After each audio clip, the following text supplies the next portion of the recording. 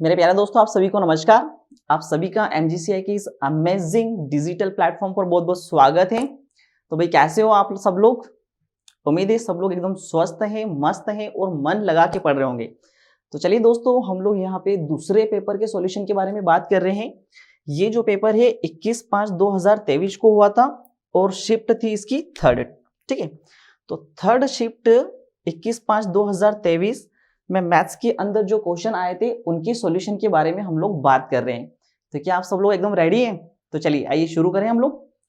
देखिए, हमारा जो सबसे पहला क्वेश्चन है, इस पेपर में जो पहला क्वेश्चन आया था वो था लीनियर प्रोग्रामिंग चैप्टर से। ठीक है, तो देखिए जरा एकदम थ्योरेटिकल क्वेश्चन और बहुत ही बेहतरीन क्वेश्चन। तो आप देख रहे हैं कि ये जो साल में पेपर हुए थे इसमें लीनियर प्रोग्रामिंग से बहुत सारे क्वेश्चन पूछे गए थे और एकदम थ्योरेटिकल और थोड़े से इजी लेवल के क्वेश्चन पूछे गए थे। तो अगर आप प्रिपरेशन कर रहे हैं तो सबसे पहले ये चैप्टर आप अच्छे से कंप्लीट कर ले, क्योंकि यहाँ से आप अच्छे खासे नंबर कवर कर सकते हैं। तो देखिए जो पहला क्वेश्चन है वो कुछ इस तरीके से है कि the set of values of decision variable that satisfy the linear constant.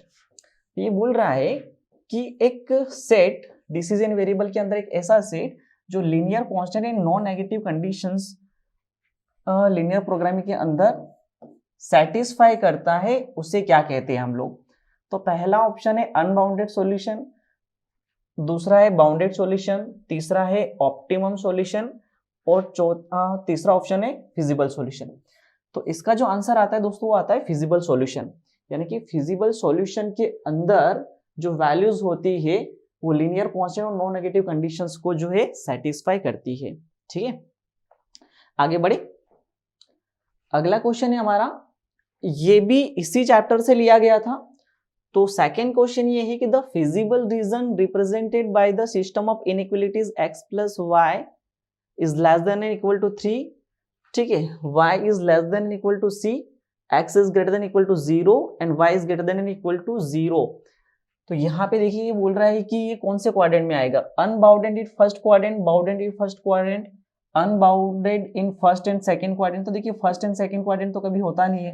ठीक है, जो आंसर आता है वो हमेशा ही क्या आता है?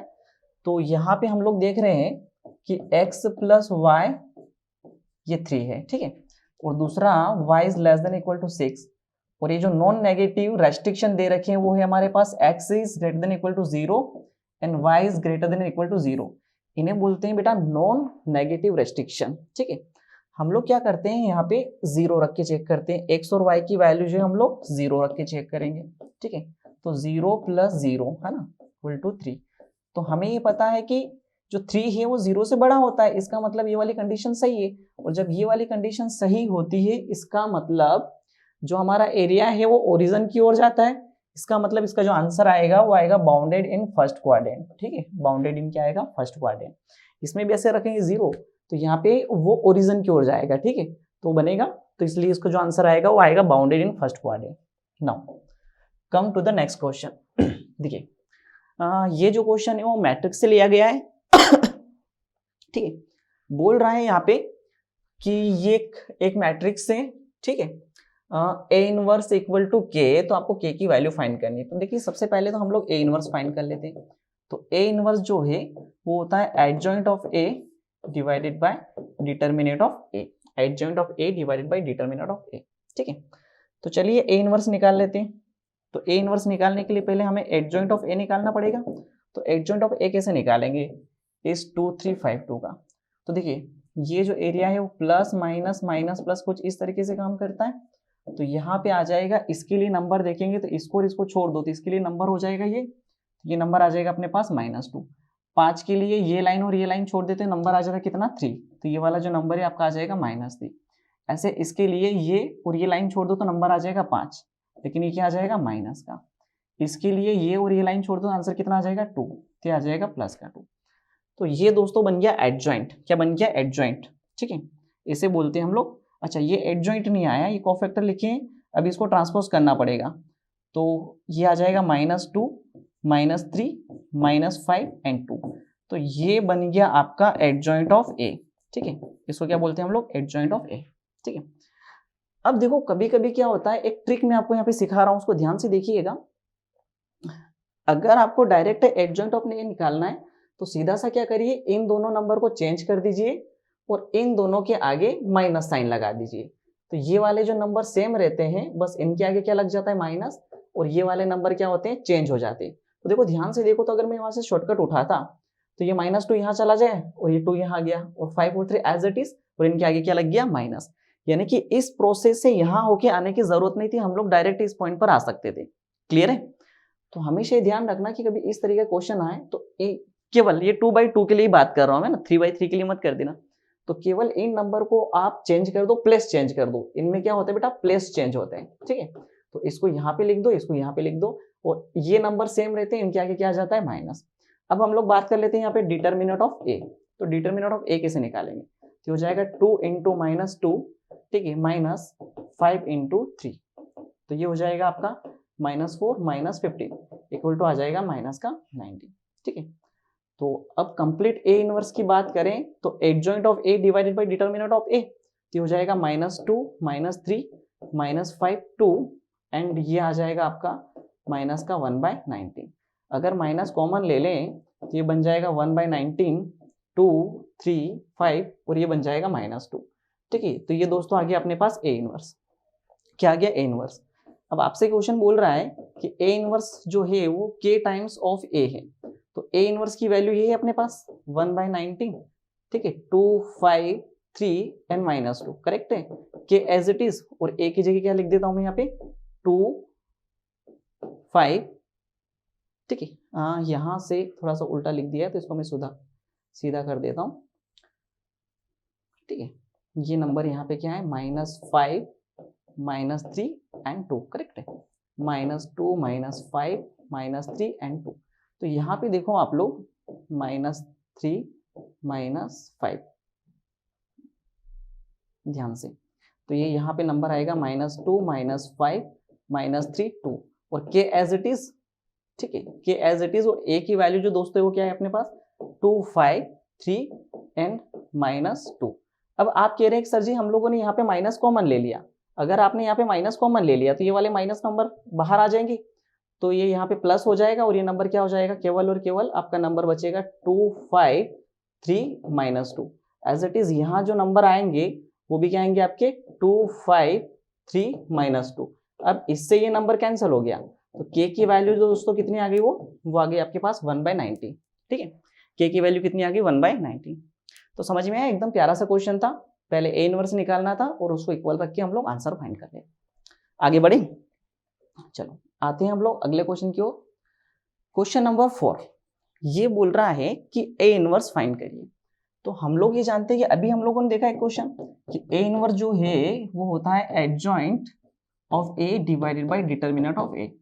तो हम लोग कभी भी अगर ए इनवर्स निकालेंगे तो उससे पहले हमें हमेशा ये चेक करना है कि हमारा डिटर्मिनेंट ऑफ ए जो है वो 0 तो नहीं आ रहा है, क्योंकि अगर वो 0 आएगा तो उसका इनवर्स एग्जिस्ट नहीं करेगा। ठीक है, तो सबसे पहले हम लोग दोस्तों यहाँ पे डिटर्मिनेंट ए निकाल लेते हैं। तो देखिए डिटर्मिनेंट ऑफ ए कैसे निकालेंगे, तो कोशिश करते हैं हम लोग इसके रिस्पेक्ट में सोल्व कर लेते हैं। ठीक है, तो इसके रिस्पेक्ट में सोल्व करेंगे तो ये प्लस, ये माइनस और ये प्लस, इस तरीके की चीजें आएगी। तो सबसे पहले लिख देता हूँ +1। बिल्कुल ध्यान से ये देखिएगा, अगर ये वाली लाइन लेता हूं मैं तो इसको और इसको छोड़ दूंगा तो ये हो जाएगा 9 2 जा कितना हो जाएगा आपका 18 माइनस 4 2 जा कितना 8, तो ये हो जाएगा -8, करेक्ट है। अब उसके बाद फिर इस लाइन को लेता हूं तो ये माइनस है, तो ये हो जाएगा -2, करेक्ट है। और इसके अंदर आ जाएगा इसको और इसको अगर छोड़ दे अपन तो ये हो जाएगा दोस्तों -9। ठीक है, ये -9 -4। ठीक है, अब 0 के रिस्पेक्ट में सोल्व करने की जरूरत ही नहीं, क्योंकि अगर आप 0 के रिस्पेक्ट में ले रहे हो तो ये और ये लाइन छोड़ोगे तो जो भी आंसर आएगा वो 0 मल्टीप्लाई करके 0 आ जाएगा। तो इसलिए समझदारी से काम करना है कि हमें किसके रिस्पेक्ट में शॉर्ट आउट करना है इसे। तो ये आ जाएगा आपका 18 + 8, करेक्ट है, और ये माइनस माइनस प्लस का 2 और ये 9 यानी हो जाएगा 13। तो दोस्तों ये हो जाएगा 26 - 26। इसका मतलब ये हुआ कि डिटर्मिनेंट ऑफ ए जो है वो आपका 0 आ गया। अब डिटर्मिनेंट ऑफ ए 0 आ गया, इसका मतलब ए इनवर्स आपका एग्जिस्ट ही नहीं करेगा। समझ में आ रही बात, determinant of A equal to अगर 0 आ गया तो आपका ए इनवर्स एग्जिस्ट ही नहीं करेगा। तो हम लोग इसका आंसर क्या लगाएंगे, डज नॉट एग्जिस्ट। क्लियर हुआ, चलिए एकदम क्लियर। आगे बढ़े अपन अगले क्वेश्चन की ओर। चलिए एक और हमें क्वेश्चन यहाँ पे देखने को मिल रहा है, ध्यान से देखिए इस क्वेश्चन की कहानी क्या है। क्वेश्चन बोलता है if A and B are two matrices of order 3 into P. जो ए वाला मैट्रिक्स है उसका जो ऑर्डर है भैया वो है 3 इंटू पी, करेक्ट है। एंड जो बी वाला मैट्रिक्स है उसका ऑर्डर है आपका 3 इंटू क्यू, ये वाला है। और बोल रहा है कि P equal to Q, P equal to क्या है Q, then order of 2A minus 5B पूछ रहा है। इसका मतलब A को तो आप क्या कर दो, डबल कर दो, यानी कि इसको अपन डबल कर देंगे, ठीक है, इसको अपन डबल कर देंगे। और B को जो है वो 5 टाइम्स करना है, मतलब 5 टाइम्स कर देना है, इसको 5B कर देना है, ठीक है, और इसमें से हमें माइनस कर देना है। ये वाले पूरे क्वेश्चन की कहानी। तो हमें ये पता है कि माइनस तब होता है जब इनका ऑर्डर सेम होता है, ठीक है। अगर इनका ऑर्डर सेम है तो ये आंसर होगा। तो इसका मतलब 2A माइनस 5B जो है वो जो भी मैट्रिक्स बनेगा वो सेम इसी ऑर्डर का बनेगा। तो वो या तो 3 इंटू पी बनेगा या तो 3 इंटू क्यू बनेगा। तो या तो आपका 3 इंटू पी आएगा या तो 3 इंटू क्यू आएगा। तो देखिए जरा ऑप्शन में क्या है, तो ये 3 इंटू क्यू है, तो हम लोग जो आंसर लगा देंगे वो क्या लगा देंगे, 3 इंटू क्यू लगा देंगे। क्लियर है। तो 3 into Q, P into Q, 3 into 3, P into 3। तो इसका जो आंसर आएगा वो क्या आएगा, 3 इंटू क्यू, ठीक है। तो हमें कुछ नहीं, यहाँ पे एक ऑर्डर चेक करना था, तो इसका ऑर्डर जो है वो है 3 इंटू क्यू। सीधा सा क्वेश्चन था। चलो आगे बढ़ते हैं। एक और बेहतरीन क्वेश्चन है, क्वेश्चन नंबर 6। देखिए जब इस तरीके के क्वेश्चन आते हैं तो इसको हमें ब्रेक करना आना चाहिए, ठीक है। अब इस क्वेश्चन की कहानी क्या है, हम लोग कैसे इसे शॉर्ट आउट करेंगे, आइए समझते हैं। सबसे पहले क्वेश्चन की साइज को थोड़ा छोटा कर दिया जाए ताकि अगर सॉल्यूशन बड़ा जाए तो प्रॉब्लम नहीं। देखिए दोस्तों सबसे पहला काम हमें ये करना है कि एक्स क्यूब प्लस 1 कर दीजिए एंड माइनस 1 कर दीजिए। अब आप सोच रहे होंगे सर ऐसा क्यों, बस 2 मिनट देखते जाओ ध्यान से, आपको समझ में आ जाएगा। तो दोस्तों एग्जैक्टली आपको देखोगे तो सर कहोगे कि सर ये तो ए क्यूब प्लस बी क्यूब बन गया, है ना। अब इसको अगर मैं अलग अलग लिखता हूं तो हो जाएगा x cube plus 1 cube divided by x plus 1 minus, ठीक है, इसको सेपरेट कर लेते हैं, इसको dx लिख देते हैं और 1 बाय एक्स प्लस 1 dx। इसका मतलब इसका जो आंसर log x आएगा, तो log तो सब में दे रखा है, तो अब ब्रेक करने का ये कारण समझ में आ गया। तो क्योंकि हमें चाहिए था 1 प्लस एक्स, तो इसलिए मैंने ऐसे कर दिया। अब आप कहोगे सर जी अगर ऐसा है तो ये तो चलो अपना समझ में आ रहा है कि ये माइनस log 1 प्लस एक्स आ जाएगा, तो minus log 1 plus x minus log 1 plus x, तो ये तो रिजेक्ट हो गए, ये दो ऑप्शन रिजेक्ट हो गए क्योंकि यहाँ पे 1 माइनस एक्स दे रखा है। या तो ये आंसर होगा या तो ये आंसर होगा। तो हमें सबसे पहली बात ये समझ में आ गया कि अगर हमारे पास टाइम कम और फिर भी अगर हमें शॉर्ट आउट करना ही ये क्वेश्चन, तो दो तो रिजेक्ट हो गए, 50% चांस बनते हैं ना सही होने के।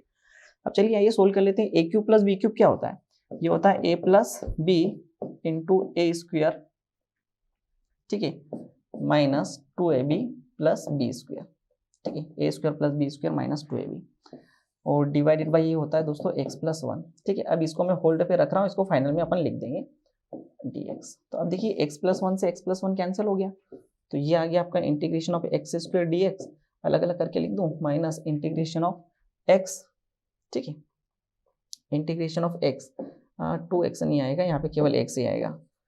तो ये हो जाएगा आपका integration of x dx plus integration of dx, ठीक है। बाद में अपन सी लगा लेंगे, एक पॉइंट को मैंने होल्ड पे रखा है। अब इसको शॉर्ट आउट करेंगे तो दोस्तों एक्स स्क्वायर के क्या हो जाएगा, x 3/3 माइनस एक्स स्क्वायर, ठीक है, एक्स स्क्वायर बाई कितना हो जाएगा 2 प्लस ये आ जाएगा x, ठीक है। उसके बाद ये माइनस एज इट इज, और ये आ जाएगा आपका log 1 प्लस एक्स लिख देता हूँ, इसे प्लस सी लिख देता हूँ।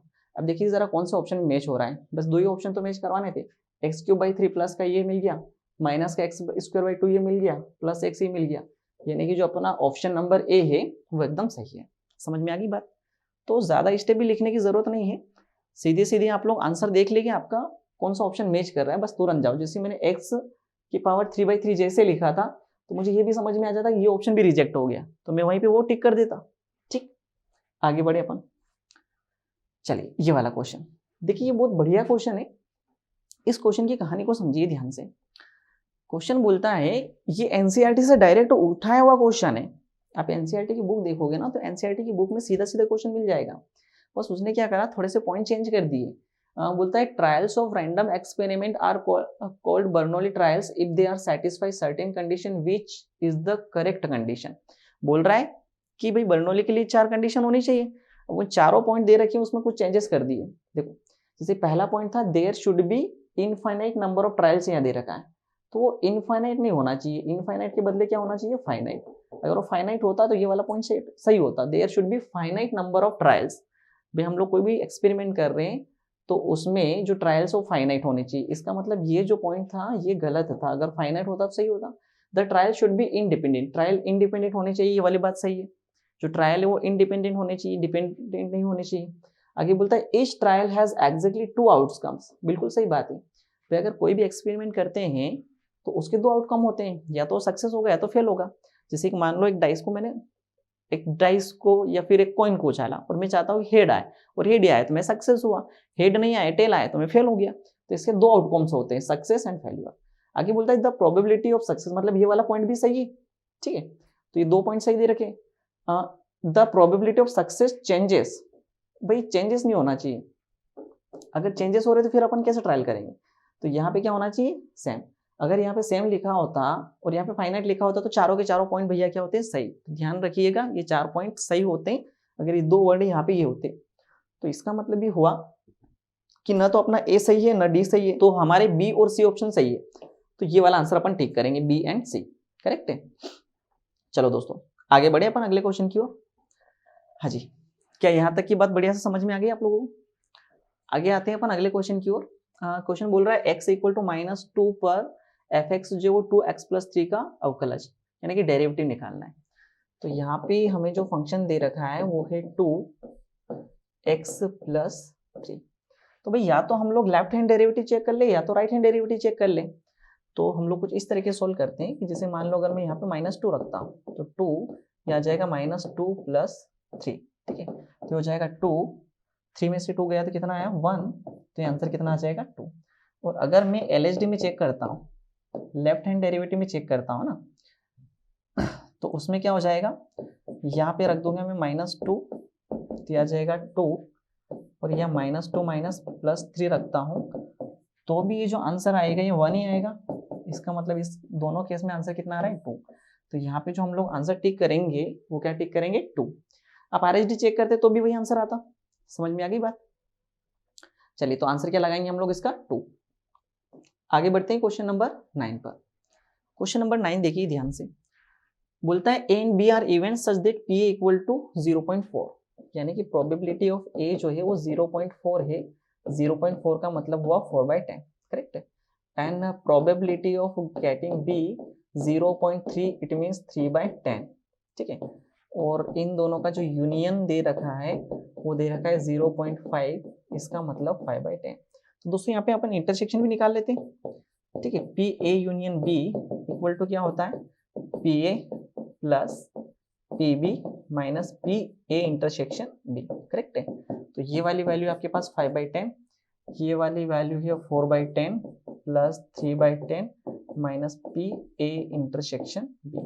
तो ये पी ए इंटरसेक्शन बी जो है वो आ जाएगा 4 और 10 13, 13/10 ये हो जाएगा, और माइनस 5/10 यानी कि ये आ जाएगा 3/10, ठीक है। तो इंटरसेक्शन वाला एरिया आ जाएगा आपका 3/10। यानी कि अगर मैं यहाँ पे एक वेन डायग्राम बना के बताऊँ आपको तो मैं कह रहा हूँ कि ये वाला जो एरिया है ये है 3/10, ठीक है। ये ए है और ये बी है, तो ए जो है ये है 4/10 करेक्ट है, और ये जो बी है ये आपका 3/10। अब देखिए इसने पूछा है कि देन ये बताइए आप P B intersection A dash, ठीक है, कॉम्प्लीमेंट ऑफ ए, इसका मतलब बी बट नॉट ए। इसका मतलब ये होता है बी बट नॉट ए, इसको ध्यान से समझिए। इसका मतलब होता है कि बी का होना लेकिन ए का नहीं होना, बी का होना लेकिन ए का नहीं होना।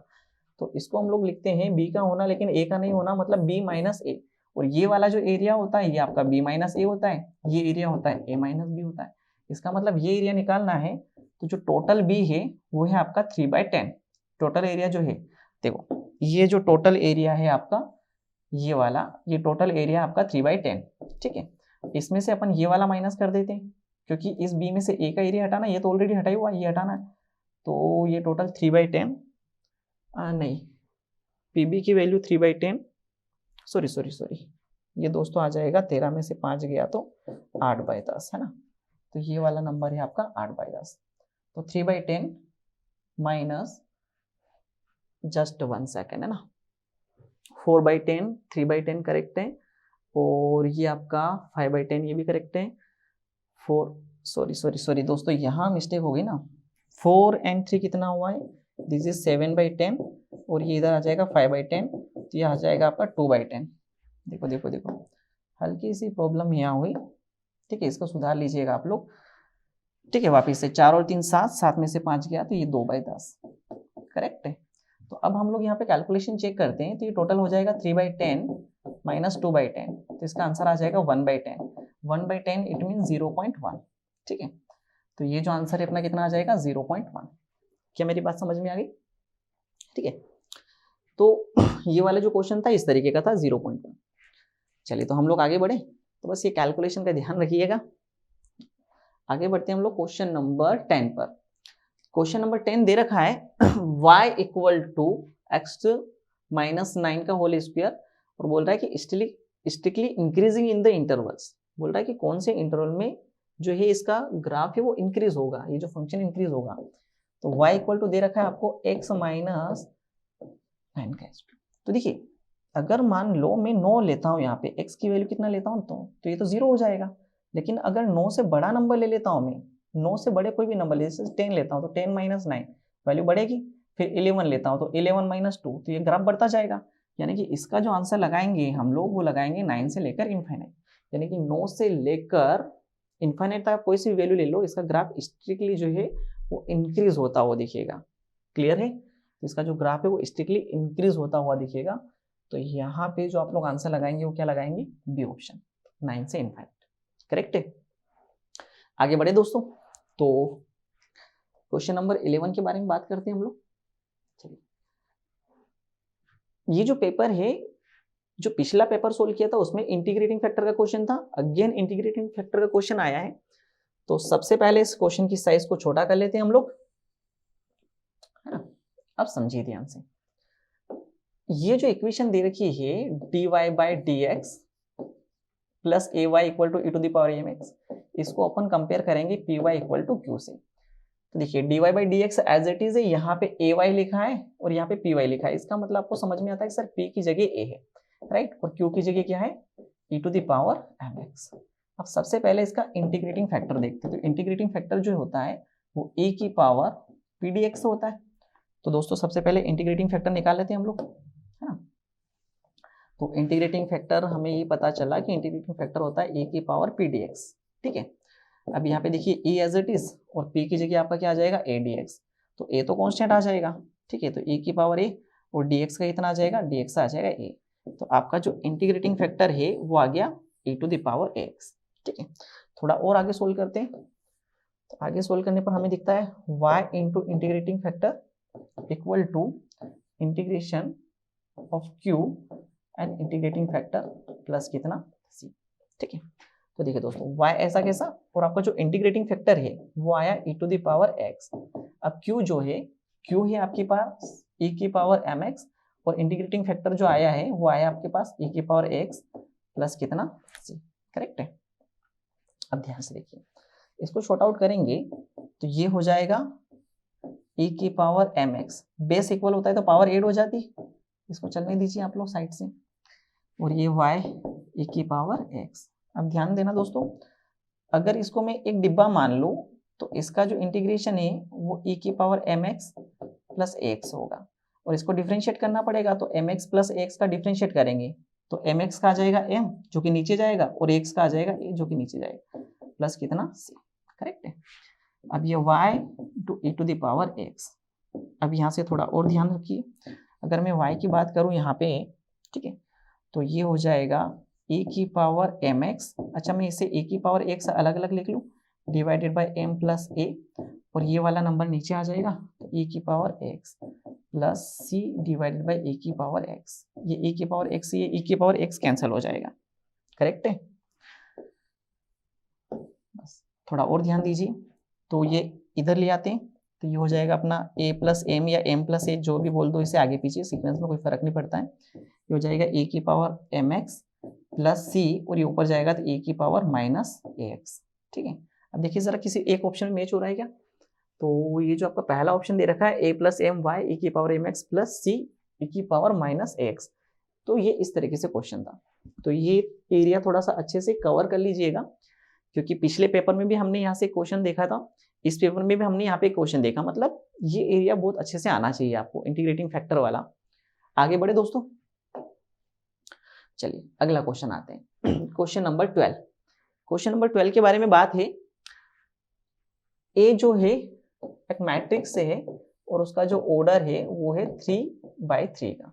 ठीक है, और इसका जो डिटर्मिनेंट है वो डिटर्मिनेंट है कितना, 4। तो बोल रहा है कि -3a की वैल्यू बताइए। तो दोस्तों -3a निकालना है, तो हम जो जानते हैं अगर k है तो होता है k की power n determinant of a। इसका मतलब ये हो जाएगा -3, और n का मतलब ऑर्डर होता है, तो ऑर्डर कितना है 3, और डिटर्मिनेंट a जो है वो कितना दे रखा है आपको 4। तो ये हो जाएगा 3 3 9 3 27 माइनस 27 इंटू 4, 7 4 28, 8 केरी 2, 4 2 8 और 2 10। तो ये आंसर आ जाएगा आपका -108। आप देख रहे हैं पिछले पेपर में भी सेम इसी पॉइंट से क्वेश्चन लिया गया था, यानी कि एक ही कॉन्सेप्ट के ऊपर से क्वेश्चन बनाए जा रहे हैं। ठीक है, तो ये बहुत ही अच्छे लेवल का क्वेश्चन है, यहाँ से बहुत ज्यादा क्वेश्चन बनते हैं इस एरिया से। आगे आ जाओ दोस्तों, question number 13, area under the curve. पिछले पेपर में भी आपने देखा था एक क्वेश्चन आया था। तो यहाँ पे देखते हैं कि y इक्वल टू दे रखा है रूट के अंदर 16 माइनस एक्स स्क्वायर। अब अगर इसका मैं स्क्वायर कर देता हूँ तो y स्क्वायर इक्वल टू हो जाएगा 16 माइनस एक्स स्क्वायर, यानी कि बन जाएगा दोस्तों X square plus Y square equal to 16, और 16 को लिख सकते हैं अपन 4 का स्क्वायर, यानी कि ये बन गया a। तो हम कहते हैं कि a की वैल्यू कितनी 4। अब देखिए ये तो सर्कल की इक्वेशन होगी भैया, ध्यान से देखो, तो X square plus Y square equal to 4 का स्क्वायर, यानी कि ये तो सर्कल की इक्वेशन हो गई, जहां पे a की वैल्यू कितनी हो गई 4। और अगर सर्कल की इक्वेशन है और सर्कल का एरिया निकालना है, तो भाई सर्कल का जो एरिया होता है, ये कंप्लीट सर्कल का जो एरिया होता है, ये कंप्लीट सर्कल का एरिया होता है pi R square. Pi R square, R की वैल्यू कितनी है 4, तो ये आ जाएगा 16 पाई, यानी कि दोस्तों कंप्लीट एरिया इसका आता है 16 पाई। लेकिन उससे पूछा है कि एक्स एक्सिस है, तो एक्स एक्सिस के रिस्पेक्ट में ये वाला अगर एरिया ले रहे हो आप, तो ये एरिया जो है वो आपका कितना आ जाएगा 8 पाई, आधा एरिया हो जाएगा ना। ठीक है, तो 8 पाई आंसर आ जाएगा। तो एक तरीका तो ये हुआ। दूसरा तरीका, अगर आप डिटेल में जाओगे इसको, तो आप ऐसे सोल्व करोगे इसको, y इक्वल टू है रूट 16 माइनस एक्स स्क्वायर। अब इसका अगर मैं सर्कल बनाऊंगा तो सर्कल ऐसा बने, ये वाली वैल्यू हो जाएगी 0 से 4, ये वाली वैल्यू हो जाएगी -4 से 0। तो हम लोग यहाँ से यहाँ तक लेंगे वैल्यू कंप्लीट। ठीक है, तो या तो हम लोग किसी एक ये वाला एरिया निकाल के इसको डबल कर देते हैं हम लोग। तो यहाँ से अगर मैं लिमिट चढ़ाता हूँ 0 से 4, 16 माइनस एक्स स्क्वायर dx। ठीक है, तो दोस्तों ये हो जाएगा x/2, ये सेम टू सेम आ जाएगा 16 minus X square plus a square by 2, a square by 2 मतलब 16/2।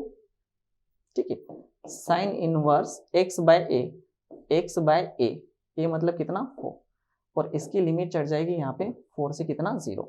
अब अगर मैं लिमिट 4 रखता हूँ तो ये वाला जो एरिया देखो, ये 4/2 हो जाएगा और 4, तो ये तो पूरा 0 हो जाएगा, ये पूरा कितना हो जाएगा 0, और ये आ जाएगा 16/2 साइन इनवर्स 4/4। 0 रखता हूँ तो ये 0 हो जाएगा और ये पूरा 0 हो जाएगा, मतलब ये केवल इतना ही बचेगा। तो ये आ जाएगा 16/2 कितना 8 साइन इनवर्स 1, और 8 साइन इनवर्स 1। ठीक है, यानी कि 8 साइन इनवर्स 1, तो साइन इनवर्स 1 जो होता है वो होता है आपका π/2। तो ऐसे करके ये जो आंसर है ये 4 पाई आएगा। तो ये वाला एरिया 4 पाई आ रहा है, इसको डबल कर दो आप, तो 4 पाई इंटू 2 आपका आंसर कितना आ जाएगा 8, क्योंकि एक्स एक्सिस पर निकालना है पूरा। तो आप जो यहाँ पे आंसर लगाओगे वो कितना आएगा आपका 8 पाई।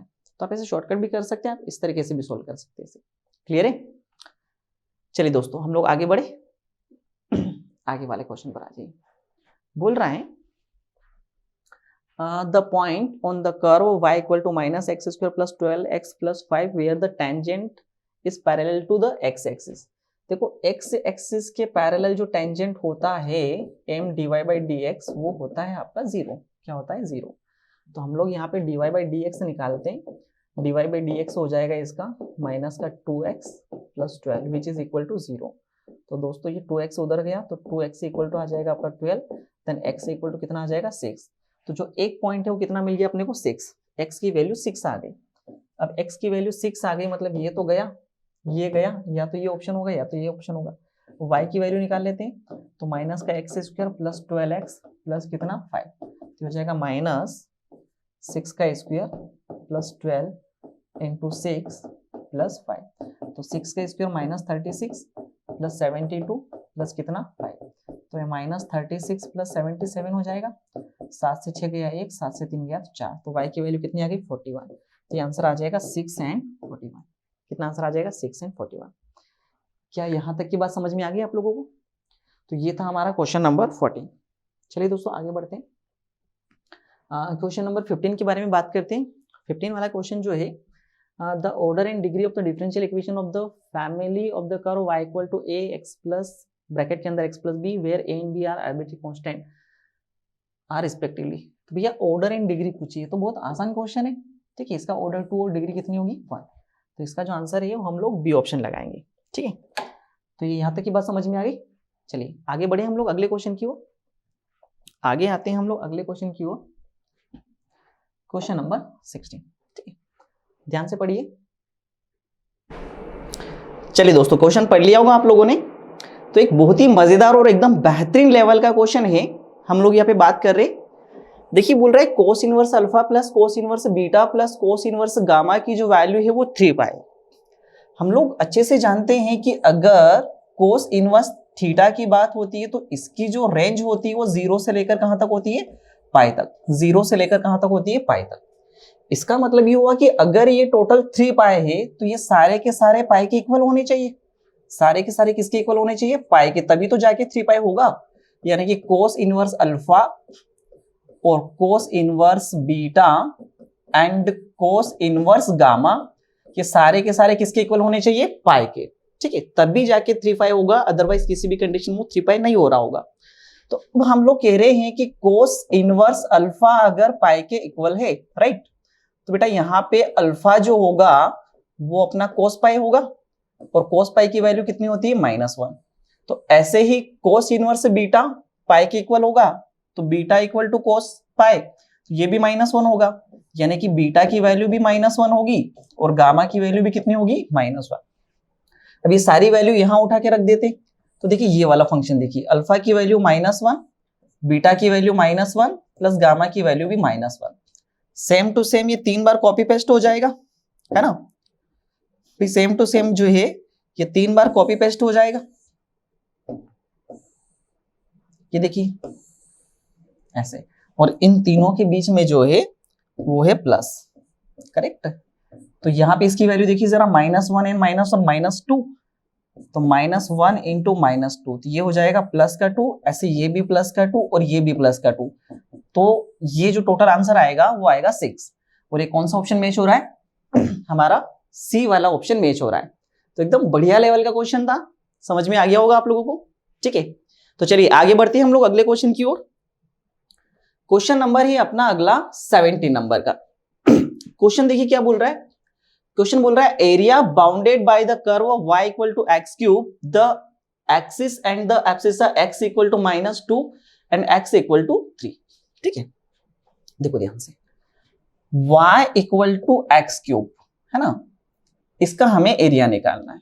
ठीक है, और ये कहां से कहां तक निकालना है, तो ये दे रखा है x इक्वल टू -2 से लेकर -3 तक, यानी कि -2 यहां लिख देते हैं, 1 2 3 ये यहां लिख देते हैं। तो देखिए इसका जो ग्राफ है वो कुछ इस तरीके से बनता है। ठीक है, तो ये वाला एरिया निकालना है अपने को, तो ये वाला एरिया निकालने के लिए हम लोग क्या करेंगे, ठीक है इसे मैं हटा देता हूं यहाँ पे। तो आपने देखा कि जब हम लोग ये वाला एरिया निकालते हैं तो इस कंडीशन में क्या होता है, ये आपका इस क्षेत्र में जा रहा है और ये वाला ये एरिया आ रहा है। इसका मतलब ये इसके जो सेंटर के कोऑर्डिनेट्स है वो 0 0 है, ये वाली वैल्यू यहाँ पे कितनी है 3 और ये वाली वैल्यू x की वैल्यू कितनी है -2। तो ये अलग हिस्से में निकालेंगे, ये अलग हिस्से में निकालेंगे, इसलिए यहां से लिखेंगे हम लोग -2 से लेकर 0 तक x³ dx। लेकिन देखिए इस साइड ये माइनस आ जाएगा प्लस फिर अगला एरिया निकालेंगे 0 से लेकर कहां तक हम लोग 3 तक, ठीक है, x cube dx। Short out कर ले दोस्तों इसे, तो माइनस ऐसा कैसा x टू द पावर 3 हो जाएगा, ये x टू द पावर 4/4 और इसकी लिमिट कहां से कहां तक आ जाएगी, -2 से लेकर 0 तक, प्लस ये हो जाएगा x टू द पावर 4/4 और इसकी लिमिट कहां से कहां तक आ जाएगी, 3 से 0 या 0 से 3, ठीक। अब ध्यान दीजिए आगे यहाँ पे माइनस ऐसा कैसा, माइनस ऐसा कैसा, ठीक है, ये माइनस ऐसा कैसा और यहाँ पे वैल्यू रखेंगे तो ये 0 हो जाएगा, ठीक है। उसके बाद ये हो जाएगा -2 की पावर 4 डिवाइडेड बाय कितना 4 प्लस 3 की पावर 4 बाय कितना है 4 माइनस कितना 0। अब इसको थोड़ा शॉर्ट आउट करते हैं तो -2 की पावर 4 कितना होता है 16, तो हो जाएगा 16/4 माइनस का और माइनस माइनस प्लस का 16/4 आ जाएगा और ये हो जाएगा अपना 81/4। तो इसको ऐड करते हैं तो 6 और 1 7, 8 और 1 9, तो दोस्तों ये आ जाएगा अपना 97/4। तो जो टोटल एरिया होगा वो कितना होगा अपना 97/4। एकदम मजेदार क्वेश्चन था, बढ़िया सा। तो कर्व वाला क्वेश्चन कहीं ना कहीं आपको देखने को मिल रहा है, जो पिछले साल के जितने भी पेपर हुए हैं। आगे बढ़े अपन अगले क्वेश्चन की ओर। चलिए क्वेश्चन नंबर 18 पर आते हैं। ये वाला क्वेश्चन बोल रहा है कि इफ द मैट्रिक्स ए, ये वाला मैट्रिक्स है और ये कौन सा मैट्रिक्स है, ये है दोस्तों स्क्यू सिमेट्रिक मैट्रिक्स। और स्क्यू सिमेट्रिक मैट्रिक्स की कहानी पता है क्या होती है, जो रो में नंबर लिखे होते हैं वो के वही नंबर कॉलम में लिखे होते हैं, बस फर्क इतना सा होता है कि यहाँ अगर कोई नंबर प्लस में है तो इस साइड वो नंबर माइनस में होता है, ठीक है। तो अब देखिए जरा यहाँ से अगर इसे कंपेयर करें तो ये 0 2 C है, 0 2 C है तो इधर भी 0 2 C होगा, 0 2 C होगा। अगर ये 0 2 C है तो ये भी जो नंबर है ये होंगे 0 2 C, ठीक है। अब यहाँ पे 2 आएगा, अगर ये प्लस का है तो ये वाला माइनस का नंबर होगा, ठीक है। ऐसे कैसे ये वाला नंबर देखिए, अगर ये अपने पास 0 -2 -3 तो ये भी 0 -2 -3 होंगे, लेकिन ये -3 तो ये वाला नंबर क्या होगा 3। इसका मतलब आपको ये अच्छे से समझ में आ गया कि जो C की वैल्यू है वो 3 है, क्योंकि ये -3 से कितना होगा 3, ये 2 है तो ये वाली वैल्यू कितनी होगी आपकी -2 और जो B है वो वाली वैल्यू कितनी होगी 0। तो आपको पूछ रहा है A + B + C equal to क्या होगा, A + B + C equal to क्या होगा। एकदम इजी लेवल का क्वेश्चन था, बस ये पता करना था कि स्क्यू सिमेट्रिक मैट्रिक्स की कहानी आपको पता होनी चाहिए। कहानी पता है तो बहुत आसान तरीके से क्वेश्चन आप लोग बना सकते हैं। तो दोस्तों A की बात करें तो A की वैल्यू आ गई सर जी -2, B की वैल्यू आ गई 0 और C की वैल्यू कितनी आ गई 3। तो 3 में से 2 गया तो कितना आ जाएगा 1। ये रहा अपना ऑप्शन नंबर C। बढ़िया क्वेश्चन था, तो एकदम मजेदार के क्वेश्चन, बस थोड़ा सा ध्यान रखेंगे क्वेश्चन आपका हो जाएगा। चलिए दोस्तों तो आगे बढ़ते हैं हम लोग अगले क्वेश्चन की ओर।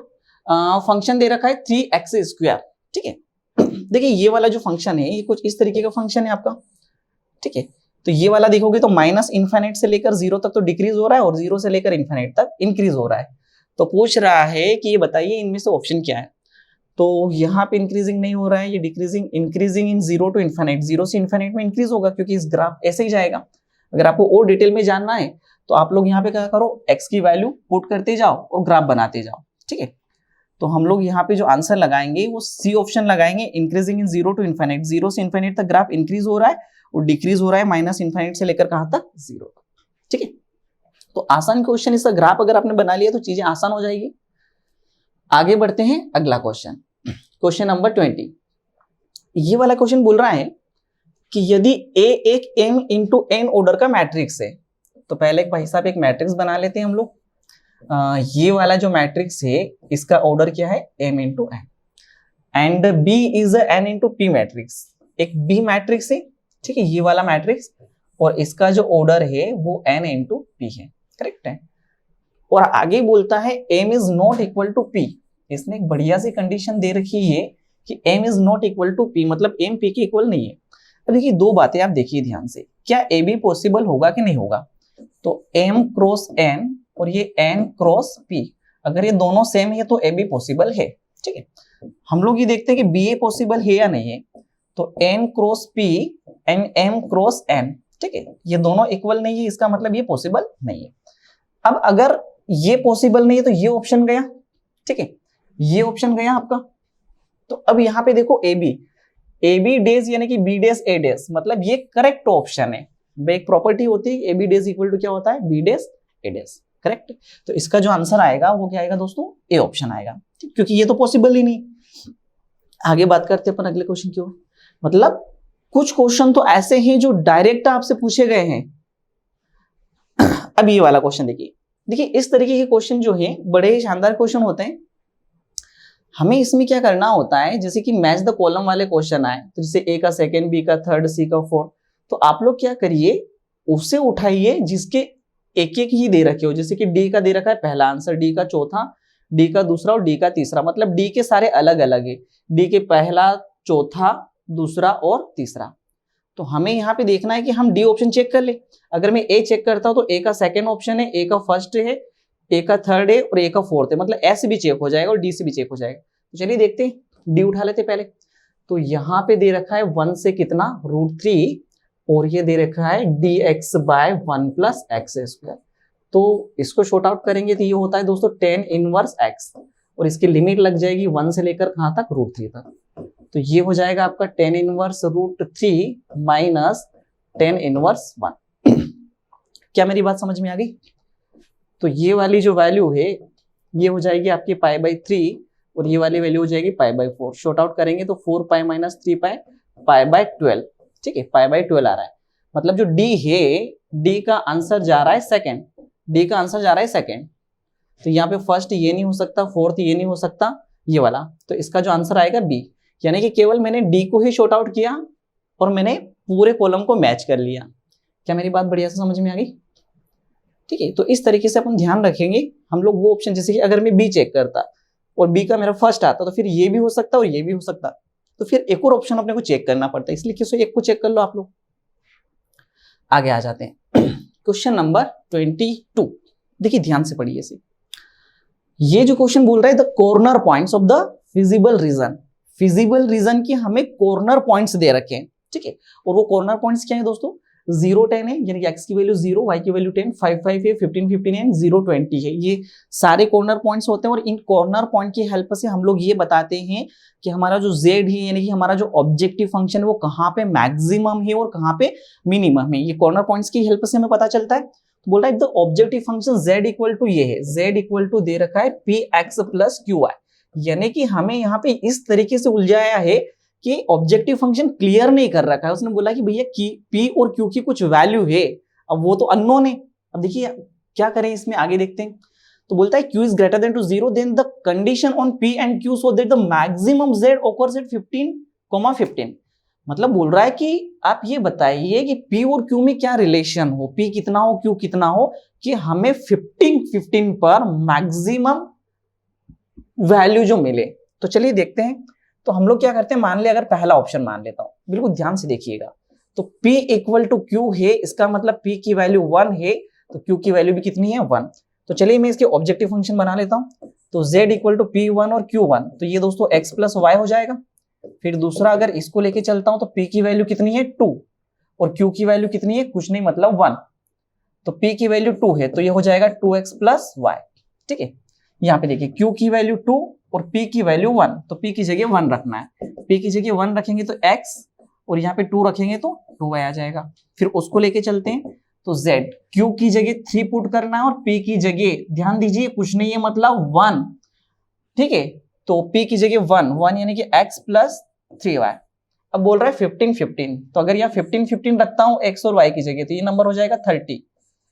15 टू 30 एंड 15, ये हो जाएगा आपका 45। ये भी आपका 45 आ जाएगा सेम टू सेम। भाई y की जगह आप 15 रखोगे ना, तो 15 टू 30, 30 प्लस 15 कितना हो जाएगा, 45। और यहाँ पे हो जाएगा 15 3 45 प्लस 15 16, मतलब ये यहाँ पे सबसे मैक्सिमम वैल्यू मिल रही है। इसका मतलब हम लोग ये कहेंगे कि q और p का जो रिलेशन है वो ये वाला ऑप्शन एकदम करेक्ट है। क्या मेरी बात समझ में आ गई? जल्दी से बताइए, इतना एकदम क्लियर हो गया? चलिए आगे बढ़ते हैं अपन अगले। चलिए क्वेश्चन नंबर 24 बोल रहा है 2x minus 3y plus 6z minus 11 equal to 0 makes an angle sine inverse alpha with x axis. ये जो प्लेन है ये x एक्सिस के साथ साइन इनवर्स अल्फा एंगल बना रहा है, then value of alpha is equal to. तो देखिए सबसे पहले तो हम लोग ये प्लेन के बारे में बात करते हैं, और ये प्लेन का नॉर्मल होता है। तो ये जो प्लेन है इसकी इक्वेशन क्या है दोस्तों, 2x minus 3y plus 6z minus 11 equal to 0। तो इसका जो नॉर्मल होगा 2 माइनस 3 6 ले लेते हैं, तो 2i के माइनस 3j प्लस 6k, ये नॉर्मल होगा। और ये प्लेन जो है ये एक्स एक्सिस के साथ साइन इनवर्स अल्फा एंगल बना रहा है, ठीक है। यानी कि एक्स एक्सिस हम लोग ले लेते हैं कोई सी, तो एक्स एक्सिस पर अगर इसके पैरेलल कोई वेक्टर होगा तो उसे वेक्टर बी नाम दे देते हैं, और वो वेक्टर केवल क्या होगा, आई कैप। क्योंकि एक्स एक्सिस पर केवल आई कैप होता है, वहां पे जे कैप और के कैप क्या होता है, जीरो होता है, ठीक है।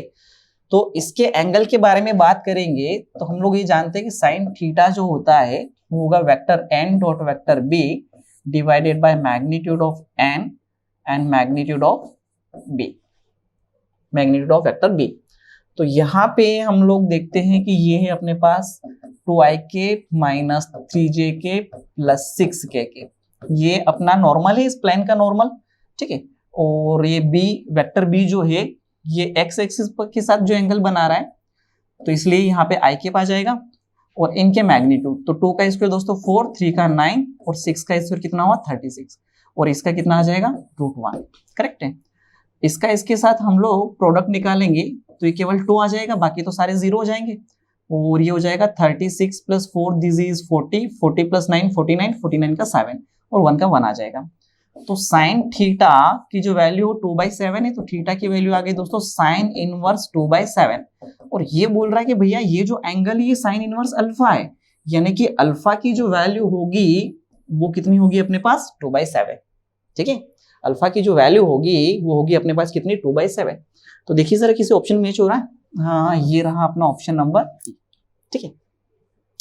बढ़िया से समझ में आ गया सभी को। चलिए आगे बढ़े हम लोग अगले क्वेश्चन की ओर। क्वेश्चन नंबर 24, क्वेश्चन नंबर 24 बोल रहा है कि match the following elements, match the following elements, ठीक है, मैच करवाना है of with their cofactors. Cofactor की बात कर रहा है, देखिए वही अपन देखते हैं कि कौन से ऑप्शन में चीजें सब दे रखी है, बी का 4th, बी का 1, बी का 4th, बी का 2, ए का 3rd, ए का 3rd यहाँ भी दे रखा है, सी का 2nd वहां भी दे रखा है, डी का 1st, डी का 4, डी का 3rd, डी का 4th, यानी कि सारी चीजें दे रखी, मतलब अपने को डबल डबल दे रखे। तो चलो ए से चेक करते अपन सी, इस 6 का कोफैक्टर चेक करते। तो 6 सबसे पहले ये जो है ये 3rd रो में 3rd कॉलम में, इसका मतलब -1 की पावर हो जाएगी 3 + 3, ठीक है। इसके लिए ये और ये नंबर अपन छोड़ देते हैं, तो ये हो जाएगा दोस्तों आपका 4 × 1 = 4 -0, करेक्ट है। तो -1 की पावर 6, तो ये प्लस हो जाएगा, यानी कि आंसर कितना आ जाएगा 4। तो 6 का जो कोफैक्टर है वो कितना आ जाएगा 4, यानी कि ए का आंसर 3rd। तो ये आपका गया और ये आपका गया, या तो ए सही होगा या तो डी सही होगा। चलिए अब 3 के लिए चेक कर लेते हैं, तो 3 का कोफैक्टर चेक करते हैं।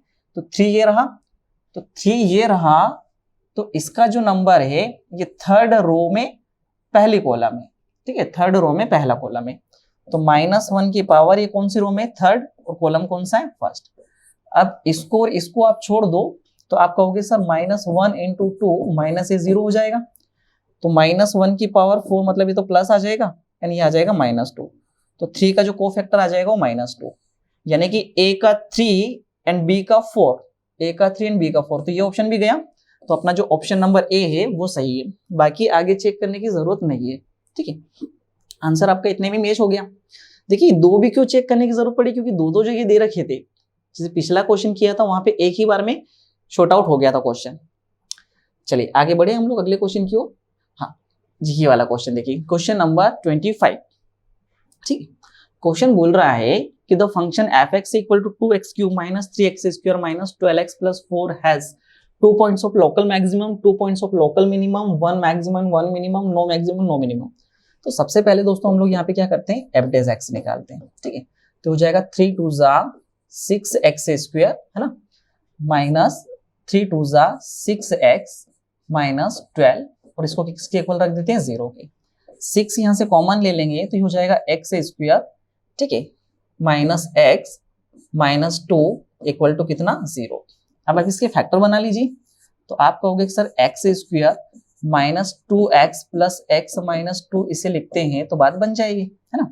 तो 6 ऐसा कैसा, आप इसे x कॉमन ले लेंगे तो ये बन जाएगा x - 2 + 1 कॉमन लेंगे तो ये बन जाएगा x - 2, इसके फैक्टर बना ले रहे हैं हम लोग, ठीक है। 6 को उधर भेज दो तो 0 हो जाएगा, यानी कि ये बनेगा x + 1 और x माइनस 2, ठीक है, इक्वल टू 0। तो x की वैल्यू यहाँ पे 2 आ जाएगी और x की वैल्यू यहाँ पे कितनी आ जाएगी, -1। तो x की 2 वैल्यू मिल गई, -1 मिल गया और एक क्या मिल गया अपने को, 2। x की 2 वैल्यू हमारे हाथ लग गई। एक वैल्यू है अपने पास -1 और एक वैल्यू कितनी है, 2। अब इस फंक्शन में रख के हम लोग चेक कर लेते हैं। एक की वैल्यू अगर मैं -1 रखता हूं तो हो जाएगा 2 और -1 की पावर 3 मतलब -1 आ जाएगा, ठीक है, -3 और -1 की पावर 2 यानी कि +1 आ जाएगा, -12 इंटू -1, ठीक है। तो हो जाएगा दोस्तों -2 -3 माइनस प्लस का 12, ठीक है। तो ये हो जाएगा कितना, -5। अच्छा लास्ट में 4 भी है तो ये 4 भी ऐसा कैसा रखते हैं, ये -5, 12 और 4 16, ठीक है। तो ये आंसर कितना आ जाएगा, 11। यानी कि एक पॉजिटिव वैल्यू मिल रही है, f की जगह अपन यहाँ पे रखते हैं आप 2, तो 2 रखेंगे तो आ जाएगा 2 एंड 2 की पावर 3। उस फंक्शन में देखिए मैं वैल्यू रख रहा हूँ, 2 की पावर 3 कितना होता है, 8, करेक्ट है, -3 एंड 2 की power 2 this is 4, -12 into 2 plus कितना 4, तो कितना हो जाएगा आपका 16 -12 -24 प्लस 4। तो 16 से 12 गया, 4 आ गया और ये -20 आ गया, यानी कि आ गया -16। तो हम लोग देख रहे हैं कि एक पॉजिटिव वैल्यू मिल रही है, एक नेगेटिव वैल्यू मिल रही है, मतलब हम कहेंगे कि 1 maximum and 1 minimum, 1 maximum and 1 minimum value, correct है। चलिए आगे बढ़े हम लोग, तो इसका आंसर है 1 maximum and 1 minimum. Now come to the next question, 3 tan inverse x plus cot inverse x equal to pi, ठीक है। देखो आओ समझते हैं इस क्वेश्चन। ये जो 3 tan इनवर्स x लिखा है, क्या इसे हम लोग 2 tan inverse x plus tan inverse x ऐसा लिख सकते हैं? आप कहोगे सर जी बिल्कुल लिख सकते हैं। प्लस आगे जो है हमारे पास वो है दोस्तों cot इनवर्स x और ये है पाई के इक्वल, कितना है, पाई के इक्वल। अब इनवर्स ट्रिग्नोमेट्री एक मजेदार कॉन्सेप्ट ये होता है कि आप सबको पता है कि ये वाली वैल्यू कितनी होती है आपकी, π/2 होती है, ठीक है। ये π/2 इक्वल टू कितना, पाई, और ये यहाँ पे लिखा है हमारे पास कितना, 2 tan इनवर्स x। ये π/2 उधर चला जाएगा तो ये हो जाएगा दोस्तों 2 tan inverse x, pi minus π/2 तो π/2 ही बचेगा, 2 को और नीचे भेज देते हैं तो ये बन जाएगा आपका tan inverse x equal to कितना, π/4। क्या मेरी बात यहां तक समझ में आ गई? तो x की वैल्यू आ जाएगी 10 π/4 और 10 π/4 की वैल्यू कितनी होती है, 1। इट मीन्स यहाँ पे जो हमारा आंसर होगा वो क्या होगा, 1 होगा, ठीक है। क्या मेरी बात सभी को बढ़िया समझ में आ गई? तो एकदम छोटा सा क्वेश्चन था, इनवर्स ट्रिग्नोमेट्री का बहुत ही प्यारा क्वेश्चन था। आगे बढ़ते हैं हम लोग अगले क्वेश्चन की ओर। देखिए क्वेश्चन ऐसा है कि if sin x is the integrating factor of the linear differential equation, इस लीनियर डिफरेंशियल इक्वेशन का इंटीग्रेटिंग फैक्टर क्या है अपने पास, sin x। और हम लोग जानते हैं कि इंटीग्रेटिंग फैक्टर जो होता है वो e इंटीग्रेशन p dx होता है, यानी कि यहाँ पे है हमारे पास sin x, करेक्ट है, और ये है e p dx। कोई डाउट वाली बात? बेटा हम लोग क्या करते हैं, दोनों साइड log ले लेते हैं, तो ये log लेंगे तो ये हो जाएगा log sin x, क्या हो जाएगा, log sin x, ठीक है। इधर log लेंगे तो हो जाएगा log, ठीक है, e और ये p dx, तो ये आगे आ जाएगा तो ये हो जाएगा आपका log sin x, है ना, और ये इंटीग्रेशन ऑफ p dx और ये log e से e कैंसिल होके तो 1 हो जाएगा, ठीक है, तो 1 आ जाएगा। अब हम लोग क्या करते हैं, दोनों ही साइड डिफरेंशिएट कर देते हैं भैया, जिसे एंटी डेरिवेटिव बोलते हैं। क्या कहा मैंने, ध्यान से सुनना, एंटी डेरिवेटिव। तो log sin x का आ जाएगा cot x, क्या आ जाएगा, और ये आ जाएगा p, ठीक है, ये केवल क्या आ जाएगा आपका p। तो cot x, ठीक है, cot x की वैल्यू जो है वो आ गई आपके पास कितनी, p। तो आपसे शायद यही पूछा था कि what is the value of p, तो p की वैल्यू दोस्तों होगी अपने पास कितनी, cot x, ठीक है। तो देखिए एक इंटीग्रेशन का एक नाम होता है, उसे एंटी डेरिवेटिव भी बोलते हैं, ठीक है, यानी कि एक डेरिवेटिव होता है और डेरिवेटिव से एंटी डेरिवेटिव, मतलब इंटीग्रेशन की बात कर रहे हैं। तो ये हमारा क्वेश्चन शॉर्ट आउट हो गया। Now come to the question number 28। आइए बात करते हैं अपन क्वेश्चन नंबर 28 के बारे में। क्वेश्चन नंबर 28 बोल रहा है कि प्रोबेबिलिटी ऑफ ए की जो प्रोबेबिलिटी है, ठीक है, वो है आपकी 3/8। तो हम लोग यहाँ पे क्या करते हैं, एक वेन डायग्राम बना लेते हैं ताकि चीजें दोस्तों आसान हो जाए थोड़ी सी। ये अपने पास ए है और ये क्या है अपने पास b। तो a की जो प्रोबेबिलिटी है वो कितनी दे रखी है आपको 3/8, ठीक है। और प्रोबेबिलिटी ऑफ b की जो प्रोबेबिलिटी कितनी है 5/8। क्या मेरी बात समझ में आ गई? और a यूनियन b आपको दे रखा है 3/4। तो हम लोग ये जानते हैं कि a यूनियन b वो होता है probability of a plus probability of b minus probability of a intersection b, ठीक है। अगर यहाँ पे शॉर्ट आउट करेंगे तो 3/4, क्योंकि ये वाली वैल्यू मिल जाएगी अपने को, ये आएगा 3/8 प्लस 5/8, और ये डिब्बा बना देता हूँ मैं इसकी जगह। तो जो डिब्बे की वैल्यू आ जाएगी ये हो जाएगा 1, डिब्बा इधर आ जाएगा, तो 1 माइनस 3/4, इट मीन्स ये आ जाएगा 1/4। और डिब्बे के अंदर क्या था, ए इंटरसेक्शन बी, यानी कि दोस्तों ये वाली वैल्यू जो है वो कितनी आ गई 1/4, ठीक। अब देखते हैं जरा इसने क्या क्या पूछा है। ये तो अपने रेडी कर लिया। इसने बोला था कि विच ऑफ द फॉलोइंग करेक्ट। तो जैसे कि ए ऑप्शन देखते हैं कि ए ऑप्शन सही है या नहीं है। तो ए ऑप्शन में दे रखा है पी ए बाई बी। अब इसका मतलब क्या होता है, ये होता है P A intersection B divided by probability of B. A intersection B कितना है अपने पास, ये वाला एरिया ए इंटरसेक्शन बी कहलाता है। तो ये है अपने पास 1/4 and divided by probability of B कितना है 5/8। तो इसे शॉर्ट आउट करेंगे दोस्तों, तो 1/4 इंटू 8/5 यानी कि आ जाएगा 2/5। इसका मतलब ये वाला जो ऑप्शन है ये करेक्ट है। अब देखिए आंसर तो अपने को इसमें से लगाना है, इसमें बोल रहा है बी एंड सी। तो बी एंड सी मतलब ये तो गलत हो गया, ये भी गलत हो गया, या तो अपना ये आंसर सही होगा या तो ये सही होगा, क्योंकि इसमें दे रखा है ए एंड डी ओनली और इसमें दे रखा है ए एंड सी ओनली। यानी कि अब मुझे ये समझ में आ गया कि मुझे तो बी चेक करने की जरूरत ही नहीं है, या तो मुझे सी चेक करना है या तो डी चेक करना है। तो देखिए सी अगर देखते हैं तो सी थोड़ा सा बड़ा है, अपन डी चेक कर लेते हैं। तो पहले अपनों ने ए चेक किया, अब हम लोग डी चेक कर लेते हैं। तो डी बोल रहा है P B dash by A, इसकी प्रोबेबिलिटी निकालनी। तो ये हो जाएगा P B dash intersection A divided by probability of A. अब इसका मतलब क्या होता है, क्योंकि जब तक इसका मतलब समझ में नहीं आएगा ये बात बनेगी नहीं। इसका मतलब होता है दोस्तों ए माइनस बी। क्या होता है, ए माइनस बी, मतलब ए का होना लेकिन बी का नहीं होना, ए का होना लेकिन बी का नहीं होना। तो ये पूरा ए है और ये वाला एरिया बी है, तो इसको हटा देते हैं। तो 3/8 में से हमें कितना माइनस कर देना है 1/4, ठीक है। 3/8 में से 1/4 माइनस कर देते हैं, साइड से शॉर्ट आउट कर लेते हैं, ऊपर नीचे दोनों तरफ 2 का मल्टीप्लाई, ठीक है। तो दोनों 8 हो जाएगा, 3 - 2 कितना हुआ 1/8, यानी कि ये वाली जो वैल्यू है ये आपके पास है 1/8 और प्रोबेबिलिटी ऑफ ए की जो वैल्यू है वो 3/8। तो ये आ जाएगा 1/8 इंटू 8/3, 8 से 8 गया तो आंसर 1/3, मतलब डी भी मैच हो गया, तो फिर ये रिजेक्ट हो जाएगा। तो ये आंसर हम लोग सी वाला टिक कर देंगे, ठीक है। तो इस तरीके से हमें यहाँ पे क्वेश्चन को शॉर्ट आउट करना है। क्या मेरी बात बढ़िया से समझ में आ गई आप लोगों को? तो चलिए दोस्तों हम लोग आगे बढ़ते हैं अगले क्वेश्चन की ओर। क्वेश्चन नंबर 29, ठीक है। देखिए 29 नंबर का क्वेश्चन क्या बोल रहा है। सबसे पहले देखकर इसमें क्या समझ में आता है। इसने बोला है कि x की वैल्यू a cos थीटा है, ठीक है। y की वैल्यू b sin थीटा है, ये भी ठीक है। देन d² y/ dx² निकालना है एक थीटा इक्वल टू π/2 पर। जब थीटा इक्वल टू π/2 हो तो उस पर d² y/ dx² क्या होगा समझते हैं। तो देखिए जब इसे मैं डिफरेंशिएट करूंगा तो ये तो थीटा के रिस्पेक्ट में डिफरेंशिएट होगा, यानी कि यहां से बेटा लिखेगा dx/d theta, a as it is, और cos थीटा का आता है sin थीटा लेकिन माइनस का, तो ये माइनस का a sin थीटा हो गया। इसको डिफरेंशिएट करूंगा तो ये भी थीटा के रिस्पेक्ट में डिफरेंशिएट होगा, तो dy/d थीटा ये आ गया b, और sin थीटा का क्या होता है cos थीटा। अब इसके डिवाइड में ये कर दो अगर मैं, तो अगर इसके डिवाइड में ये करूंगा तो d थीटा से d थीटा कैंसिल हो जाएगा, ठीक है भाई। आप सोचिए जरा, अगर ऐसे लिखता हूं मैं d थीटा, तो d थीटा से d थीटा क्या हो जाएगा कैंसिल, ठीक है।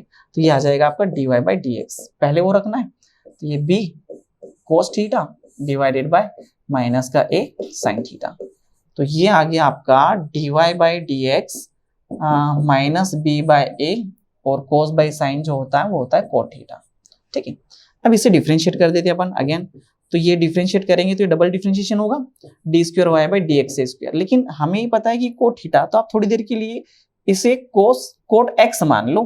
तो आप कहोगे सर अगर ये cos x है तो माइनस b/a ऐसा कैसा, और cot x का जो डिफरेंशिएशन होता है वो कोसेक इनवर्स x होता है, यानी कि माइनस का कोसेक स्क्वायर थीटा आ जाएगा, और थीटा को डिफरेंशिएट करेंगे तो ये d थीटा बाई क्या आ जाएगा dx आ जाएगा, ठीक है। ये क्या आ जाएगा d theta by dx। Clear है, क्योंकि ये थीटा था, थीटा एक्स के रिस्पेक्ट में डिफरेंशिएट तो होगा नहीं, तो y जो है वो थीटा के रिस्पेक्ट में डिफरेंशिएट हो रहा था, तो हमने ऐसे कर दिया और यहाँ पे लिख दिया। तो ये माइनस माइनस हो गया D square Y by D X square, minus minus plus हो जाएगा, तो ये आ जाएगा B by A cosec square theta.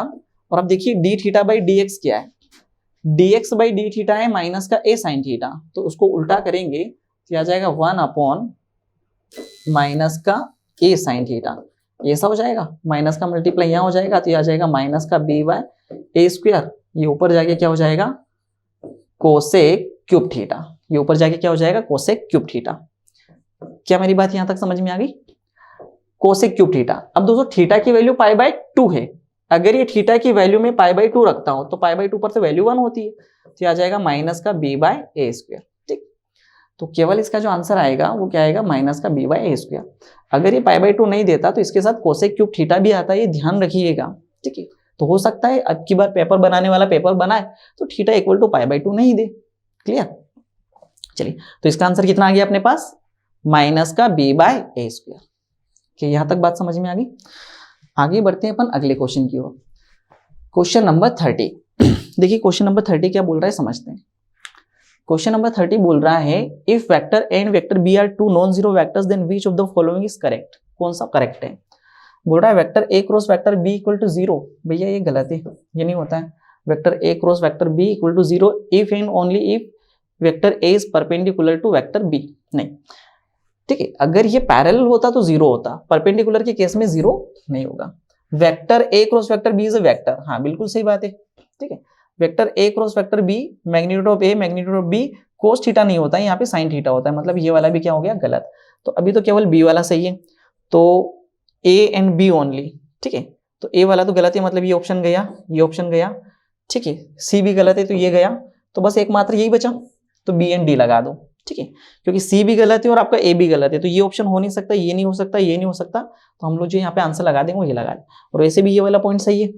ठीक है, आगे बढ़े, क्योंकि साइन थीटा यानी कि पाई बाय 2 रखेंगे तो कितना आएगा वहां पे 1, तो इसका जो आंसर आएगा वो आएगा बी एंड डी ओनली।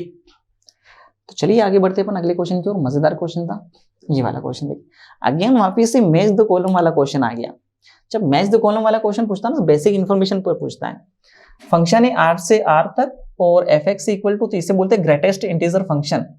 ये ग्रेटेस्ट इंटीजर फंक्शन मतलब फर्स्ट का थर्ड, ये मॉडुलस फंक्शन होता है दोस्तों, तो ये फोर्थ है। तो ढूंढिए जरा फर्स्ट का थर्ड, ये गया ये गया ये गया, अच्छा यह तो एक बार में मैच हो गया, तो इसका जो आंसर आएगा वो क्या आएगा डी ऑप्शन, फर्स्ट का थर्ड बी का फोर्थ।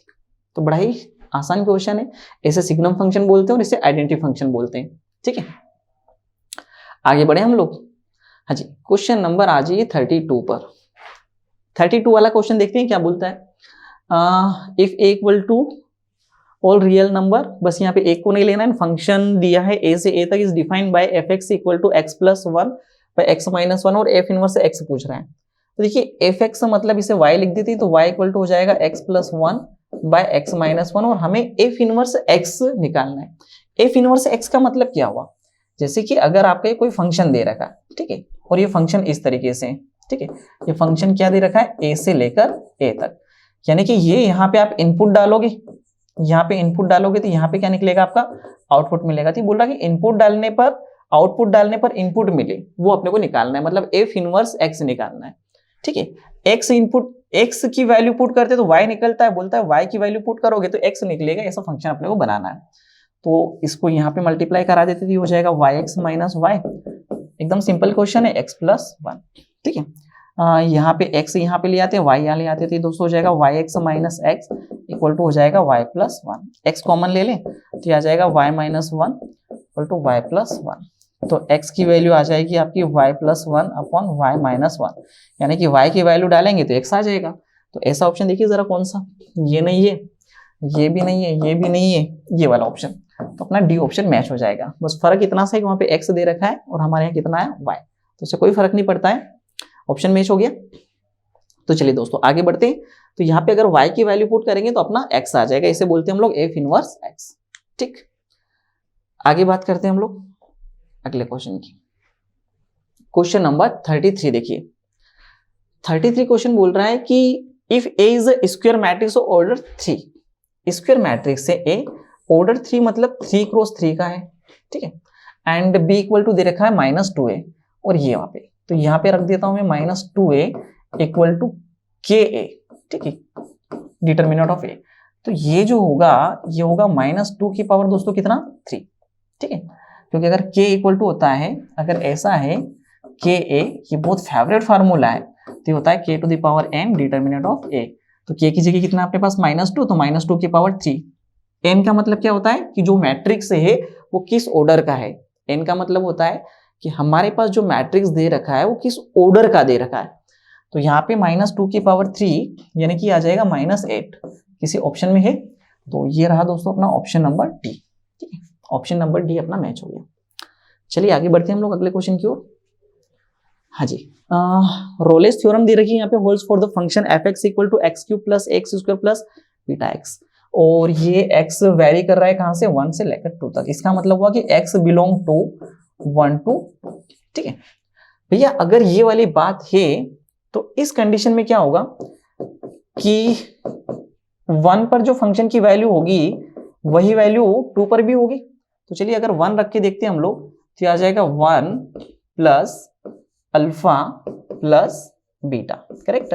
और 2 रख के देखेंगे तो आ जाएगा, यहाँ पे 2 रखेंगे तो ये आ जाएगा 8 plus alpha into 4 plus beta into 2, ठीक है दोस्तों। ये 1 प्लस अल्फा प्लस बीटा और ये 8 प्लस 4 अल्फा प्लस 2 बीटा आ जाएगा।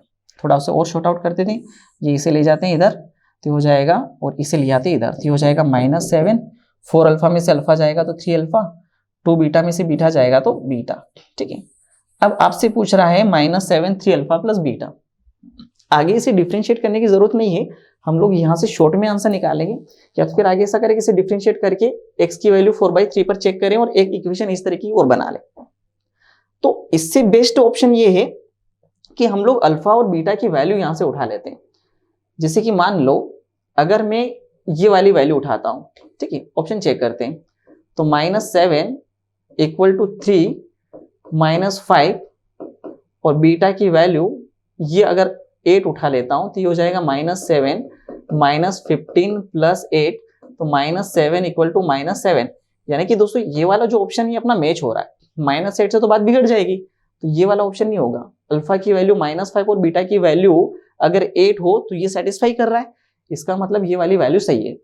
अब अगर इसे और डिटेल में आपको शॉर्ट आउट करना है तो इसको डिफरेंशिएट करके फिर इस पॉइंट पर 4/3 पर एक और इक्वेशन बनेगी अल्फा और बीटा की फॉर्म में, फिर वहां से अपन इसे एलिमिनेशन मेथड लगा के अल्फा और बीटा की वैल्यू निकालेंगे। लेकिन समय बचाने के लिए आप यहां से ऑप्शन से वैल्यू पुट करके इसे वेरीफाई कर लेंगे, ठीक है, कोई दिक्कत वाली बात। अगर ये वाली वैल्यू उठाते तो 5 3 15 -8 ये प्लस का 7 आ जाता, जो कि मैच नहीं होता। तो इस तरीके के क्वेश्चन ध्यान से देखिएगा।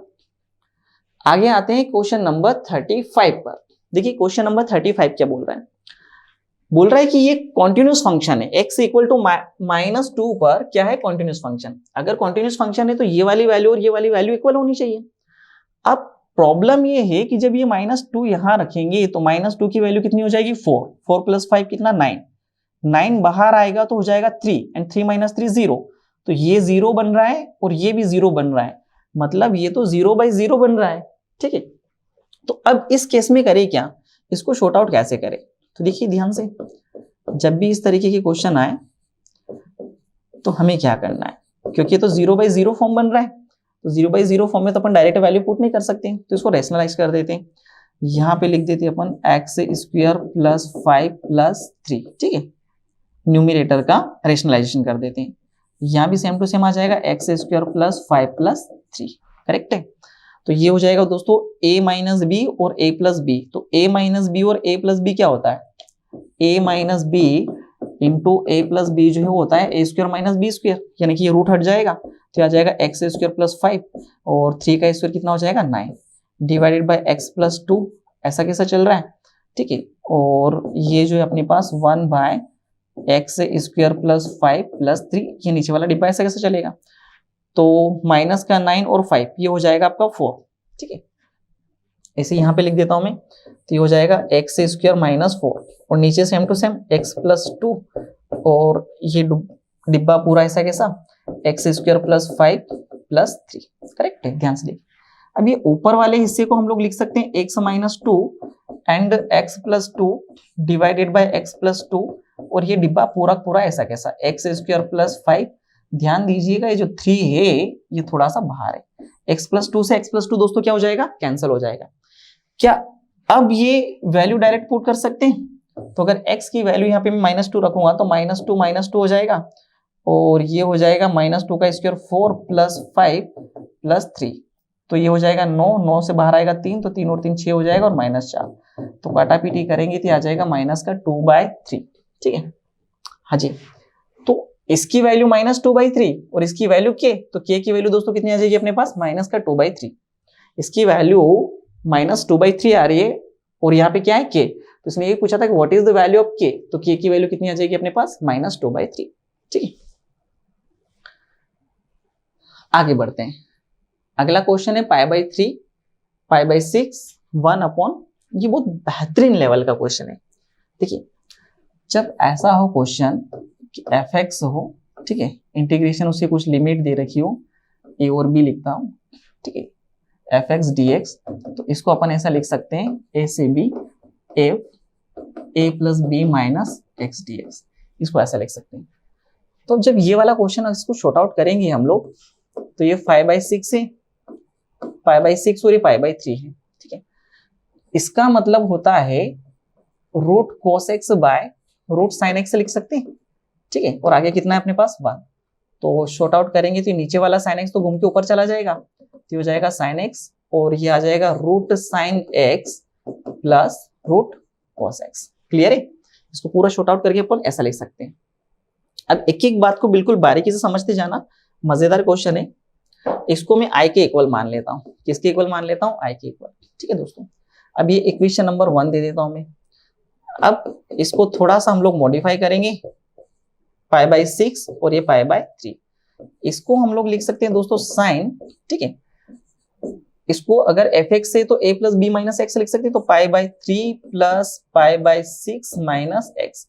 अब ध्यान से देखिएगा, मैं आपको एक बार यहाँ पे लिख के बता देता हूँ, तो साइन π/3 प्लस π/6 माइनस एक्स, ठीक है। ऊपर नीचे दोनों तरफ 2 का मल्टीप्लाई करेंगे तो ये दोनों डिनोमिनेटर सेम हो जाएंगे, तो ये हो जाएगा साइन 2π/3π/6 माइनस एक्स। इसका मतलब साइन 3π/6 यानी कि π/2 माइनस एक्स हो जाएगा, और π/2 एक्स साइन 90 माइनस एक्स तो cos x हो जाएगा। इसका मतलब दोस्तों ये हुआ कि ये बदल जाएगा पूरा पूरा, तो ठीक है, इसको बदल के लिख दूं मैं, इसको बदल के लिख दूं, तो साइन बदलेगा तो किसमें हो जाएगा, ये cos x में। ऐसे ये नीचे वाला साइन बदलेगा तो किसमें हो जाएगा, cos x में। सेम टू सेम इसके साथ भी वही करेंगे, यहाँ पे भी क्या लिखेंगे, cos π/3 प्लस π/6 माइनस एक्स। क्या मेरी बात समझ में आ रही, मैंने क्या कहा, जैसे कि साइन x की जगह अपने क्या लिखा, π/3 प्लस π/6 माइनस एक्स, ऐसे कैसे सेम टू सेम किया। जब इसे शॉर्ट आउट किया तो ये तो π/2 आ गया अपना, कितना आ गया, π/2, ठीक है। और sine 90 minus theta equal to cos theta होता है, मतलब ये सारे के सारे बदल जाएंगे, साइन का cos और cos का क्या हो जाएगा, साइन। ये अपनी इक्वेशन नंबर 2 हो गई। अब दोनों इक्वेशन को अगर इसे ऐड कर देते तो ये 2i हो जाएगा यहाँ पे, और ये π/6 से लेकर क्या हो जाएगा, π/3, करेक्ट है। इन दोनों को ऐड करेंगे, चूंकि इन दोनों का डिनोमिनेटर सेम है, तो ये हो जाएगा sine x plus root cos x divided by sine x plus root cos x dx, ठीक है, क्या हो जाएगा, cos x dx। क्या मेरी बात समझ में आ रही, ये तो पूरा फैक्टर कैंसिल हो जाएगा, तो ये आ जाएगा अपने पास 2i इक्वल टू π/6 से लेकर π/3, और यहाँ पे केवल क्या बचेगा, dx बचेगा। इंटीग्रेट करते हैं इसे, तो dx का केवल कितना आ जाएगा, x आ जाएगा, और इसकी लिमिट हो जाएगी दोस्तों π/6 से लेकर कितनी, π/3। 2i वैल्यू पुट करेंगे तो π/3 माइनस π/6 हो जाएगा। बैलेंस करने के लिए ऊपर नीचे हम लोग दोनों तरफ 2 का मल्टीप्लाई करा देते हैं, ठीक है। तो ये हो जाएगा 2π/6 माइनस π/6, तो ये आ जाएगा 2i इक्वल टू 2 बार पाई में से पाई गया तो π/6 आ जाएगा, यानी कि i की वैल्यू आ जाएगी आपकी कितनी, π/12। i की वैल्यू कितनी आ जाएगी, π/12। ये रहा अपना ऑप्शन नंबर सी, कितनी आ गई यहाँ पे वैल्यू, π/12। क्या ये बढ़िया से समझ में आ गया आपको? चलिए तो आगे बढ़े हम लोग अगले क्वेश्चन की ओर। हाँ जी, क्वेश्चन नंबर 37 देखिए। क्वेश्चन नंबर 37 क्या बोल रहा है? 37 बोल रहा है कि गिवन इक्वेशन ऑफ लाइन, ये एक लाइन की इक्वेशन दे रखी है, and equation of the plane, ये प्लेन दे रखा है। Which of the following is correct? ठीक है, एक एक करके चेक करते हैं। तो जैसे कि डी वाला ऑप्शन चेक करते हैं, the line is parallel to the vector. बोल रहा है कि लाइन जो है वो वेक्टर के पैरेलल है। ठीक है, तो ये पैरेलल वेक्टर होता है नीचे, तो 3i plus 4j minus 2k। इसका मतलब ये वाला जो डी ऑप्शन है वो सही है आपका। ठीक है, डी तो सही है, इसका मतलब ये गया, ये हो सकता है, ये हो सकता है, ये हो सकता है। इसे चेक करते हैं, direction ratio of normal to the plane. ठीक है, ये प्लेन है, इसका नॉर्मल, तो इसका जो नॉर्मल होगा वो 2i minus j plus 3k होगा, यानी कि डायरेक्शन रेशियो होगा 2 माइनस 1 और 3। तो यहाँ पे दे रखा है, मतलब ये आपका गलत दे रखा है, तो आपका सी ऑप्शन हो नहीं सकता, यानी कि ये दोस्तों आपका रिजेक्ट हो गया। ठीक है, तो या तो ये आंसर होगा या तो ये आंसर होगा। अब अगला दे रखा है B, the line passes through the point. Line इस पॉइंट से पास कर रही है, तो दोस्तों ये x माइनस x1 बाय ए होता है, लाइन की जो equation y minus y1 by B और z minus z1 by C. ठीक है, तो पॉइंट निकाल लेते हैं। तो यहाँ पे इसकी जो वैल्यू होगी माइनस x1 की वैल्यू 1 आ जानी चाहिए, तो x7 की वैल्यू कितनी हो जाएगी 1, और y1 की वैल्यू हो जाएगी माइनस 2, और z1 की वैल्यू हो जाएगी आपकी कितनी 3। तो यहाँ पे गड़बड़ दे रखा है, मतलब ये भी ऑप्शन नहीं हो सकता। ठीक है, तो बी भी नहीं हो सकता, तो ये भी गया। तो आप एक ही आंसर लगा दो, ए एंड डी, पहले को चेक करने की जरूरत ही नहीं है। तो हम लोग यहाँ पे क्या आंसर लगाएंगे, B option, A and D only. ठीक है, तो इस तरीके से स्मार्ट तरीके से काम करिएगा एग्जाम में, ताकि हम लोग ऑप्शन रिजेक्ट करके भी आंसर तक पहुंच जाए। जब इस तरीके के क्वेश्चन आते हैं ना, तो सामने वाला यही चाहता है कि बच्चा स्मार्ट तरीके से काम करे। ठीक है, चलिए आगे बढ़े हम लोग क्वेश्चन नंबर 38 पर। 38 नंबर का क्वेश्चन क्या बोल रहा है, ध्यान से देखना। बोल रहा है इज अ सिंगुलर मैट्रिक्स। अगर ये सिंगुलर मैट्रिक्स है तो इसकी जो डिटर्मिनेंट की वैल्यू होगी वो 0 होगी, है ना। सिंगुलर मैट्रिक्स में डिटर्मिनेंट की वैल्यू जो है वो क्या होती है भाई साहब, 0 होती है। तो चलिए शॉर्ट आउट करते हैं, इसे 1 के रिस्पेक्ट में शॉर्ट आउट करेंगे। ठीक है, तो ये हो जाएगा आपका 9x माइनस 6x स्क्वायर। ठीक है, माइनस 3 के रिस्पेक्ट में शॉर्ट आउट करेंगे, तो ये गया, तो ये आ जाएगा 9 माइनस 4x स्क्वायर, और इसे 9 के रिस्पेक्ट में शॉर्ट आउट करेंगे तो प्लस 9, ये आ जाएगा 6 minus 4x, 6 minus 4x and which is equal to 0। ठीक है, कोई दिक्कत? तो ये हो जाएगा 9x minus 6x square minus 9 3 27 plus 12x square minus minus plus 4 3 12 plus 9 6 54 minus 36x equal to 0।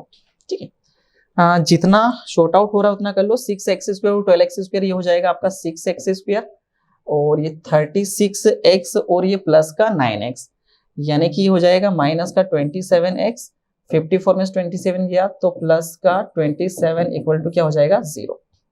क्या मेरी बात यहां तक समझ में आ गई? अगर यहाँ पे 3 कॉमन निकाल लेते हैं हम लोग, तो ये हो जाएगा दोस्तों, 3 कॉमन निकालेंगे तो 2x स्क्वायर minus 9x plus 9 equal to 0। क्या मेरी बात समझ में आ गई? माइनस प्लस है तो दोनों जो आंसर है इसके प्लस प्लस आने वाले हैं। अब देखिए ऐसे, अगर माइनस प्लस है, ये ए बी सी होता है, एकदम शॉर्टकट फॉर्मूला होता है। बी और सी अगर माइनस प्लस है तो इसके जो दोनों आंसर आने वाले कौन कौन से आने वाले, प्लस प्लस। अब देखिए शॉर्ट आउट कैसे करेंगे, हमें चाहिए मल्टीप्लाई करने पर हमारा 18 आ जाए, ठीक है, और प्लस करने पर हमारा 9 आ जाए।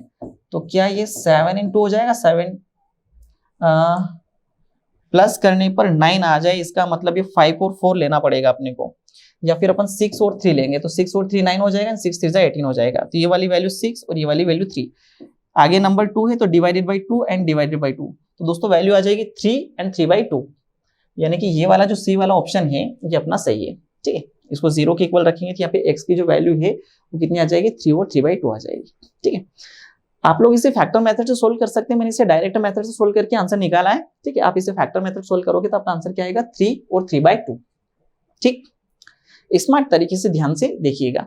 मतलब ऐसे क्वेश्चन में क्या होता है कि क्वाड्रेटिक इक्वेशन को डायरेक्ट शॉर्ट आउट करने का एक तरीका होता है। ठीक, आगे आते हैं अपन अगले क्वेश्चन पर।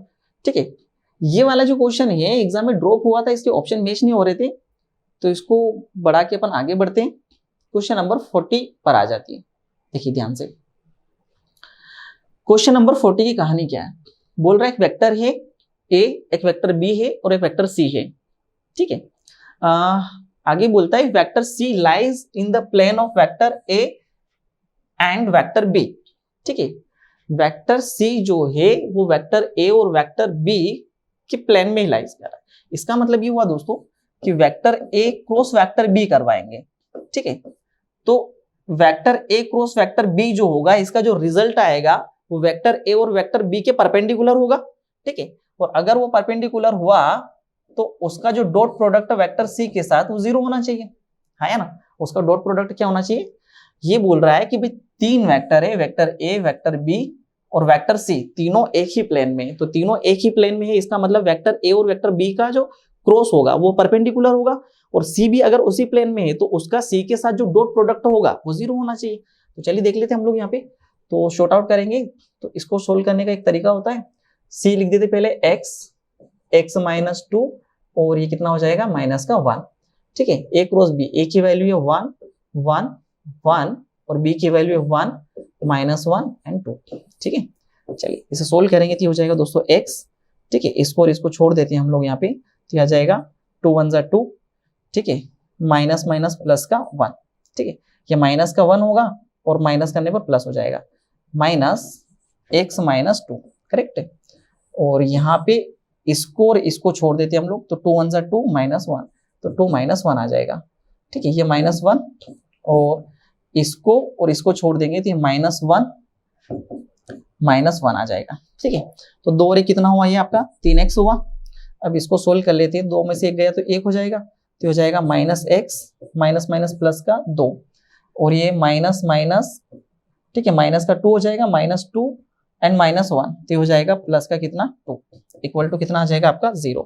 3x में से 1 गया तो 2x इक्वल टू माइनस 4 आ जाएगा, 2 और 2 4, तो x की वैल्यू कितनी आ जाएगी आपकी माइनस 2, तो x की वैल्यू आ गई माइनस 2, ठीक है। ये रहा अपना ऑप्शन, ठीक, कोई दिक्कत वाली बात। तो इसका जो आंसर है वो आ गया कितना अपना माइनस का 2। आगे बढ़े अपन, क्वेश्चन नंबर 41 पर आते हैं। क्वेश्चन नंबर 41 की कहानी समझिए, देखिए किस तरीके का क्वेश्चन है। क्वेश्चन नंबर 41 बोल रहा है कि a और b है, ठीक है, such that b equal to 2a, b equal to 2a, ठीक है, b equal to 2a, b जो है वो 2a के इक्वल है, यानी कि b का हर एक एलिमेंट इस एलिमेंट के डबल है। तो अगर ये यहाँ पर 3 प्लस एक्स है तो दोस्तों 3 प्लस एक्स जो है वो इसके डबल के इक्वल होगा। ये b है और ये b जो है वो 2 टाइम्स ऑफ a है, तो a का डबल, यानी कि इसका डबल करेंगे तो ये आ गया 4 प्लस 2x, करेक्ट है।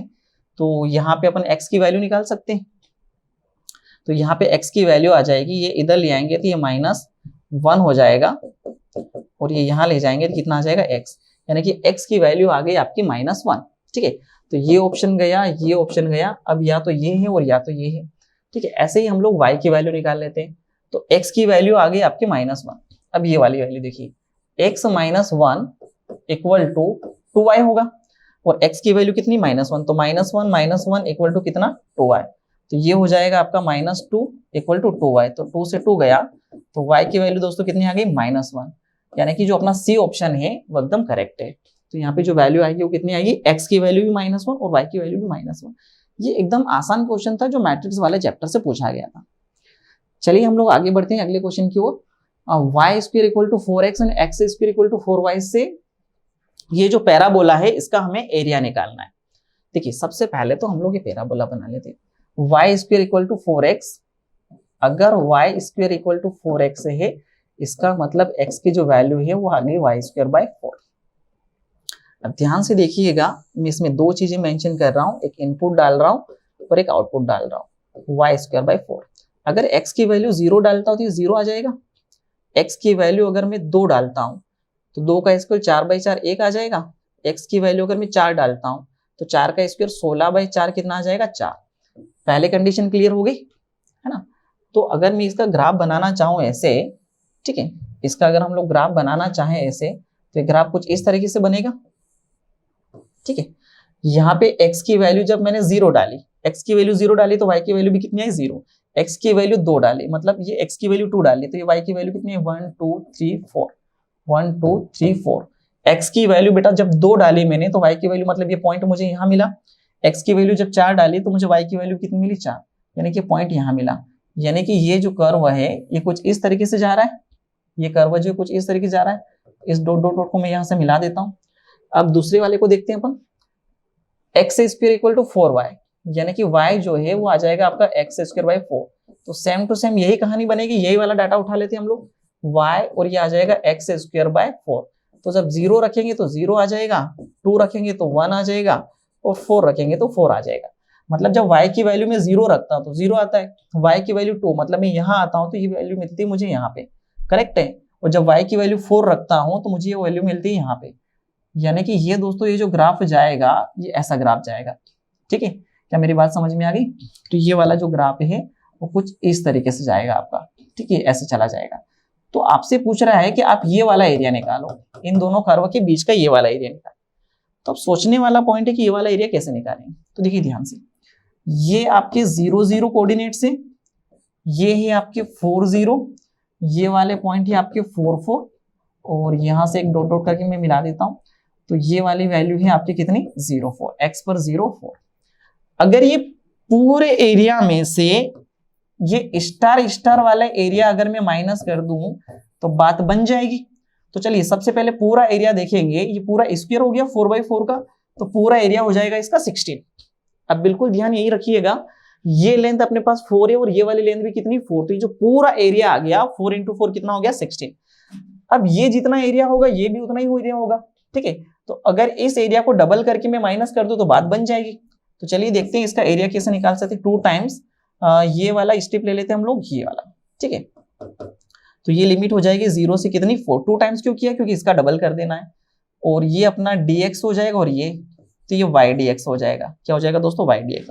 तो 16 - 2 और y की वैल्यू जो है वो अपने पास से x²/4, ठीक है। तो 2 ऐसा कैसा, और ये 0 से 4 और यहाँ पे है x²/4 dx। इसको इंटीग्रेट कर देते तो 16 - 2 और ये 1/4, तो ऐसा कैसा रह जाएगा, ये आ जाएगा x³ और ये 1/4 आगे में ऐसा कैसा ले लेता हूं और पावर कितनी आ जाएगी 0 to 4। क्या मेरी बात समझ में आ गई? तो ये आ जाएगा आपका 16, 2/4 मतलब 1/2 हो जाएगा और ये 1/3 आगे आ जाएगा, 4 की पावर 3 कितना हो जाएगा, ये हो जाएगा 64/3। 2 से कट करूंगा तो कितना आ जाएगा 32। तो ये दोस्तों बनेगा 16 - 32/3। शॉर्ट आउट करेंगे तो 48 - 32/3 यानी कि 16/3 आंसर आएगा। तो ये वाला जो एरिया होगा ये होगा आपका 16/3। किस ऑप्शन में है? हाँ जी, ये वाला रहा अपना ऑप्शन नंबर 1। तो क्या किया मैंने, समझ में आया? मैंने इसका पूरे का एरिया निकाल लिया। स्मार्ट तरीके से काम करना है। पूरे का एरिया निकाल लिया कितना 16, फिर ये वाला एरिया निकाल लिया, तो ये वाला एरिया और इसको डबल कर दिया मैंने, देखिए डबल कर दिया। तो ये आंसर आ रहा था अपने पास 32/3, इट मीन से 16/3 होगा, उसको माइनस कर दिया अपने, तो आंसर आ गया अपना। चलो आगे बढ़ते हैं अपन अगले क्वेश्चन की ओर। हाँ जी, क्वेश्चन नंबर 43 देखते हैं जरा। क्वेश्चन नंबर 43 की कहानी क्या है। Root sine x dx plus dy दे रखा है, तो हम एक काम करते हैं, इसमें dx का डिवाइड कर देते हैं। जब dx का डिवाइड करेंगे तो ये दोस्तों आ जाएगा साइन एक्स, ठीक है, dx का 1 प्लस dy/dx हो जाएगा ये, है ना। और ये हो जाएगा root cos x 1 minus dy/dx हो जाएगा। इसका मल्टीप्लाई करेंगे तो ये आ जाएगा sine x plus root sine x dy/dx, है ना। इजी शॉर्ट आउट करने के लिए ये हो जाएगा cos x minus root cos x dy/dx। इसको यहाँ पे ले आते हैं और यहाँ लाने पर dy/dx कॉमन भी ले लेते हैं, तो ये हो जाएगा रूट के अंदर साइन एक्स और माइनस इधर आके प्लस हो जाएगा, तो रूट के अंदर cos x और ये आ जाएगा dy/dx, ठीक है। और ये आ जाएगा रूट cos x, इधर आके क्या हो जाएगा माइनस का रूट साइन x। क्लियर है? तो जो dy/dx होगा आपका, dy/dx होगा root cos x minus root sine x divided by root sine x plus root cos x। अब देखिए इसका जो ऑर्डर है, ऑर्डर कितना है 1 है, तो ऑर्डर 1 है और डिग्री भी कितनी है इसकी 1, तो इसका जो आंसर आएगा वो अपना आएगा डी ऑप्शन। ऑर्डर भी 1 और डिग्री भी कितनी है इसकी 1 है, जिसका ऑर्डर उसकी डिग्री, तो ऑर्डर 1 और डिग्री भी कितनी है इसकी 1, ठीक। तो ये बढ़िया लेवल का क्वेश्चन था। इसे स्मार्ट तरीके से इसे शॉर्ट आउट करना था। नाउ आगे बढ़े हम लोग। Question number 44, in a linear programming problem the constant are linear. भाई कांस्टेंट तो लीनियर होते हैं इन एनी ऑब्जेक्टिव फंक्शन, ठीक है। The constant objective function both are linear, ये बात भी सही है। कांस्टेंट आर लीनियर और क्वाड्रेटिक, ये बात गलत है, ठीक है। तो हम लोग जो आंसर लगाएंगे वो ये वाला आंसर लगाएंगे, the constant and objective function both are linear, दोनों ही क्या होते हैं, लीनियर होते हैं। यहाँ अधूरी बात ही रखिए, ठीक है, बोथ आर लीनियर। तो जो बी ऑप्शन है वो सही है अपना। आगे बढ़ते हैं, क्वेश्चन नंबर 45। क्वेश्चन नंबर 45 की कहानी पढ़िए जरा, एकदम मजेदार क्वेश्चन है, ठीक है। क्वेश्चन नंबर 45 के बारे में बोलते हैं, probability that A speaks truth is 3/5।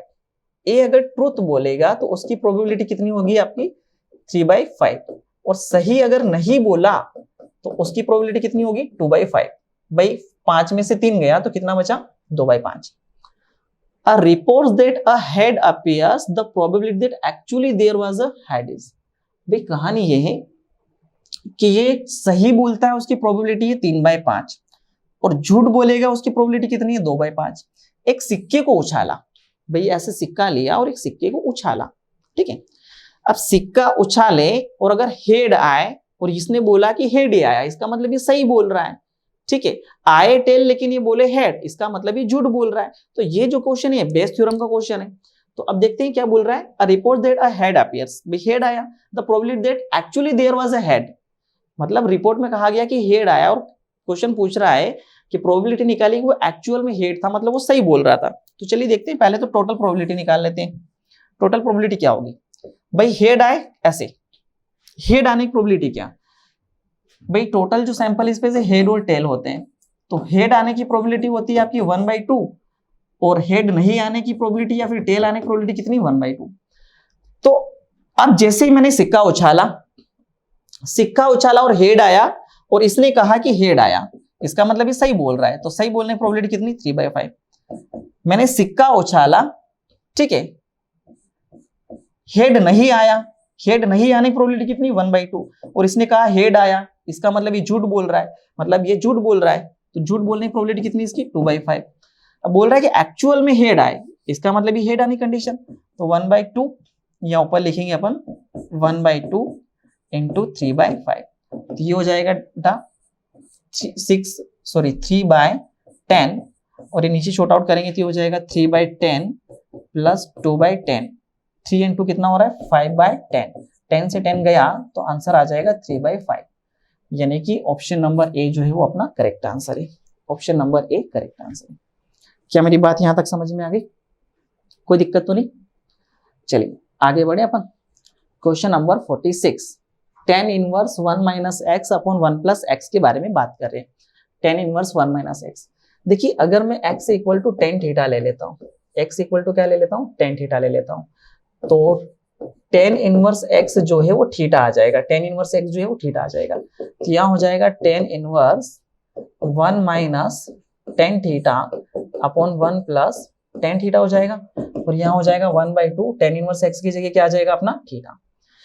अब दोस्तों ध्यान से देखो, तो ये 11 का बहुत फेवरेट क्वेश्चन है, ये होता है tan π/4 माइनस थीटा, इसे क्या लिख सकते हैं अपन, tan π/4 minus theta equal to θ/2, 10 से 10 गया तो ये आ जाएगा आपका π/4 माइनस थीटा इक्वल टू θ/2, ये इधर आके प्लस हो जाएगा, तो π/4 इक्वल टू आ जाएगा 3θ/2, भाई आधा तो ये और एक और चला गया, ठीक है, 2 से गया 2 बार, तो पाई इक्वल टू आ गया आपका 6 थीटा, पाई इक्वल टू कितना आया, 6 थीटा, ठीक है।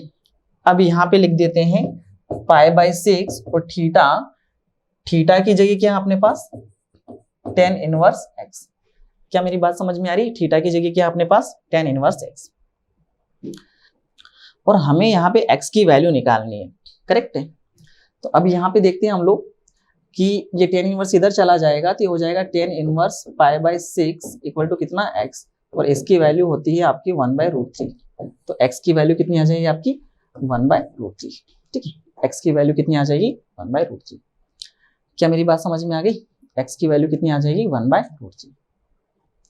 आगे बढ़ते अपन अगले क्वेश्चन की ओर, x log ex की न्यूनतम वैल्यू, ठीक है, मिनिमम वैल्यू पूछ रहा है, ये वाले क्वेश्चन की मिनिमम वैल्यू पूछ रहा है, मतलब ये जो फंक्शन है y इक्वल टू है x log ex, तो अपन इसको डिफरेंशिएट कर देते हैं dy by dx, तो x का हो जाएगा 1, जब x को डिफरेंशिएट करेंगे तो 1, ठीक है, log ex ऐसा कैसा रहने देते हैं और x को ऐसा कैसा रहने देते हैं, इसको डिफरेंशिएट करेंगे तो 1 by x, तो ये हो जाएगा दोस्तों आपका log ex, x से x गया तो कितना आया 1, यानी कि इसको डिफरेंशिएट करने पर आया अपने पास log ex equal to 1 which is equal to 0, तो ये आ जाएगा आपके पास log ex इक्वल टू -1, इसे यहां शिफ्ट करेंगे तो e की पावर -1 इक्वल टू क्या हो जाएगा x, ठीक है, e की पावर -1 इक्वल टू x। अब ये मिनिमम वैल्यू पूछ रहा है, तो ये जो अपना फंक्शन है ये x log ex है।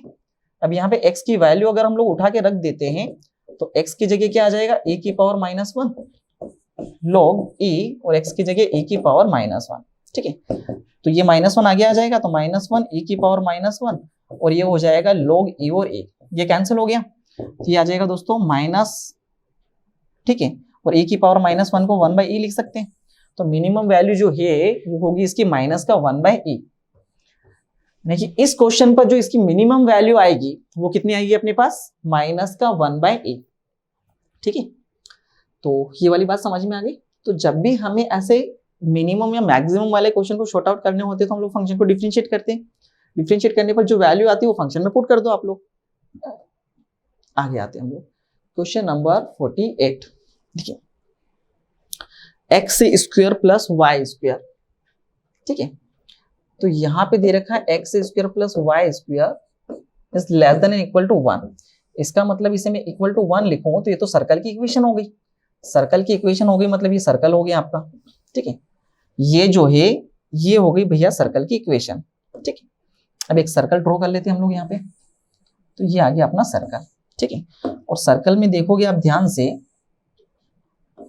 ये आपके कोऑर्डिनेट एक्सेस जा रही है, ठीक है, और इसके जो कोऑर्डिनेट है आपके कितने हैं 0 0, और वैल्यू कितनी है 1, इसको 1 का स्क्वायर लिख दूं, मतलब ये वाली जो वैल्यू होगी ये 1 0 होगी और ये वाली जो वैल्यू होगी वो 0 1 होगी, ठीक है।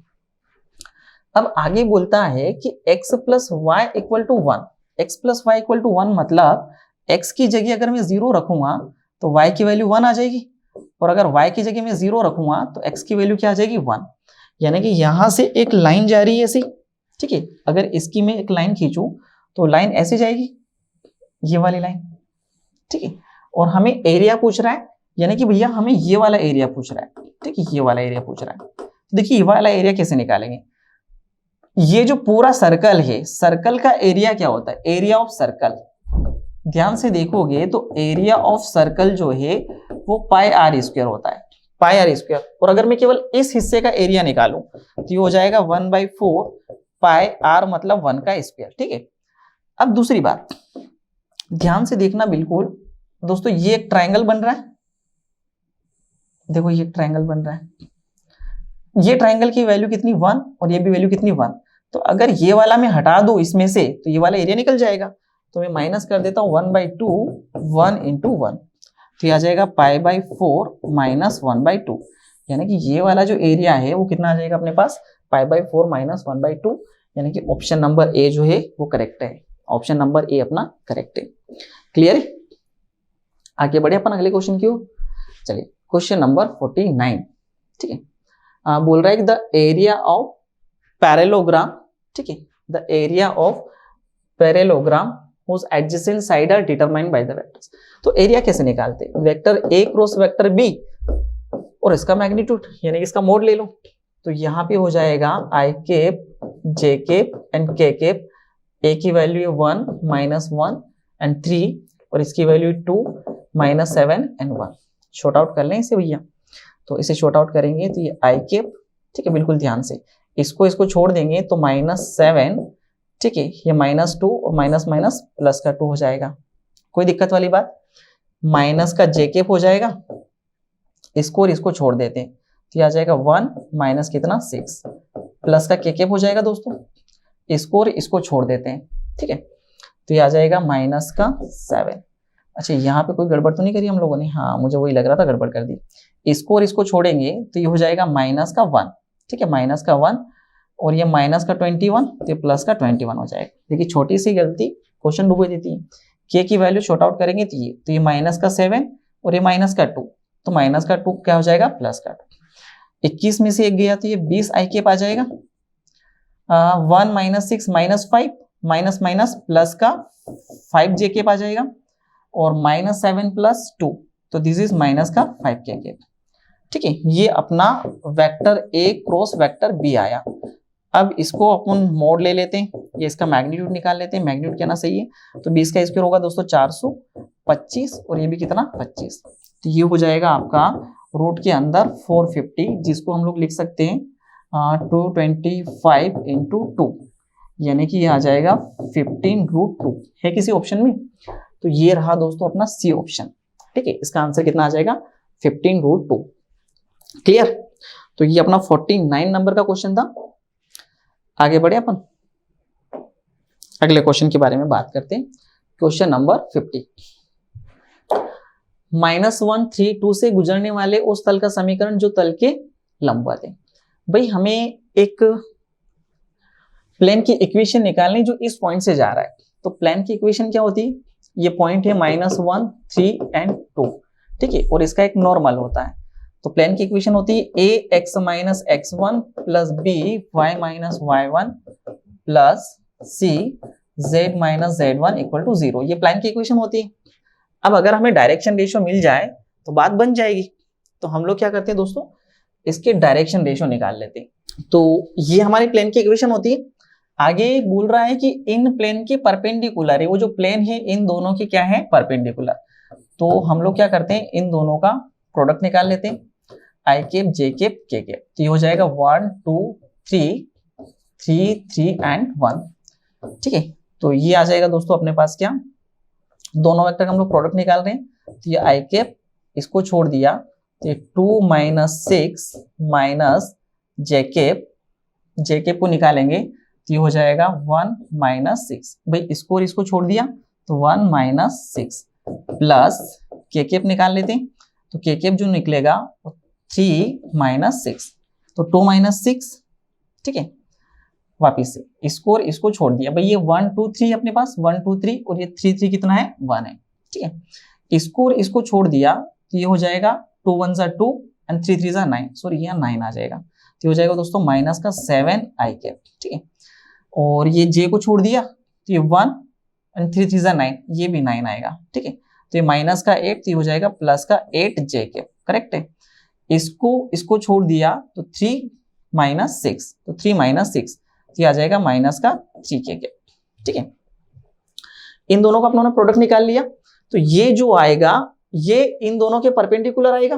भाई ये जो परपेंडिकुलर आएगा वो इसके पैरेलल हो जाएगा। तो पैरेलल हो जाएगा मतलब यहाँ से जो डायरेक्शन रेशियो आ गए वो -7 8 और कितने आ गए -3। तो यहाँ पे अपन वैल्यू पुट कर देते हैं। तो एक ही जगह दोस्तों -7 आ जाएगा, x ऐसा कैसा, और ये इस पॉइंट से जा रहा है तो ये +1 हो जाएगा आपका। ठीक है, और b की जगह आ जाएगा आपका 8, y ऐसा कैसा, और y1 की जगह आ जाएगा -3, c की जगह आ जाएगा आपका -3, z और z1 की जगह आ जाएगा आपका 2 इक्वल टू कितना 0। शॉर्ट आउट कर लेते हो जाएगा -7x -7 प्लस का 8y। ठीक है, -24 -3z प्लस का 6 इक्वल टू कितना 0। ठीक है, तो ये हो जाएगा -7x प्लस का 8y -3z। अब इसको जोड़ लेते हैं, -24 और -7 ये हो जाएगा -31 प्लस का 6 ये हो जाएगा -25 इक्वल टू 0। अब माइनस का मल्टीप्लाई करा दे तो 7x -8y प्लस का 3z प्लस का 25 इक्वल टू 0। तो ये आ गई प्लेन की इक्वेशन। देखिए जरा किसी ऑप्शन मैच हो रही है, 7x -8y plus 3z plus 25, 7x -8y plus 3z plus 25, यानी कि जो डी ऑप्शन है वो करेक्ट है। ठीक है, तो आगे बढ़े अपन। चलिए, तो ये अपना पेपर का सॉल्यूशन कंप्लीट हो गया है। ठीक है, तो चलिए दोस्तों ये अपना पेपर का सॉल्यूशन खत्म हो गया। मिलते हैं अगले पेपर में। Thank you so much.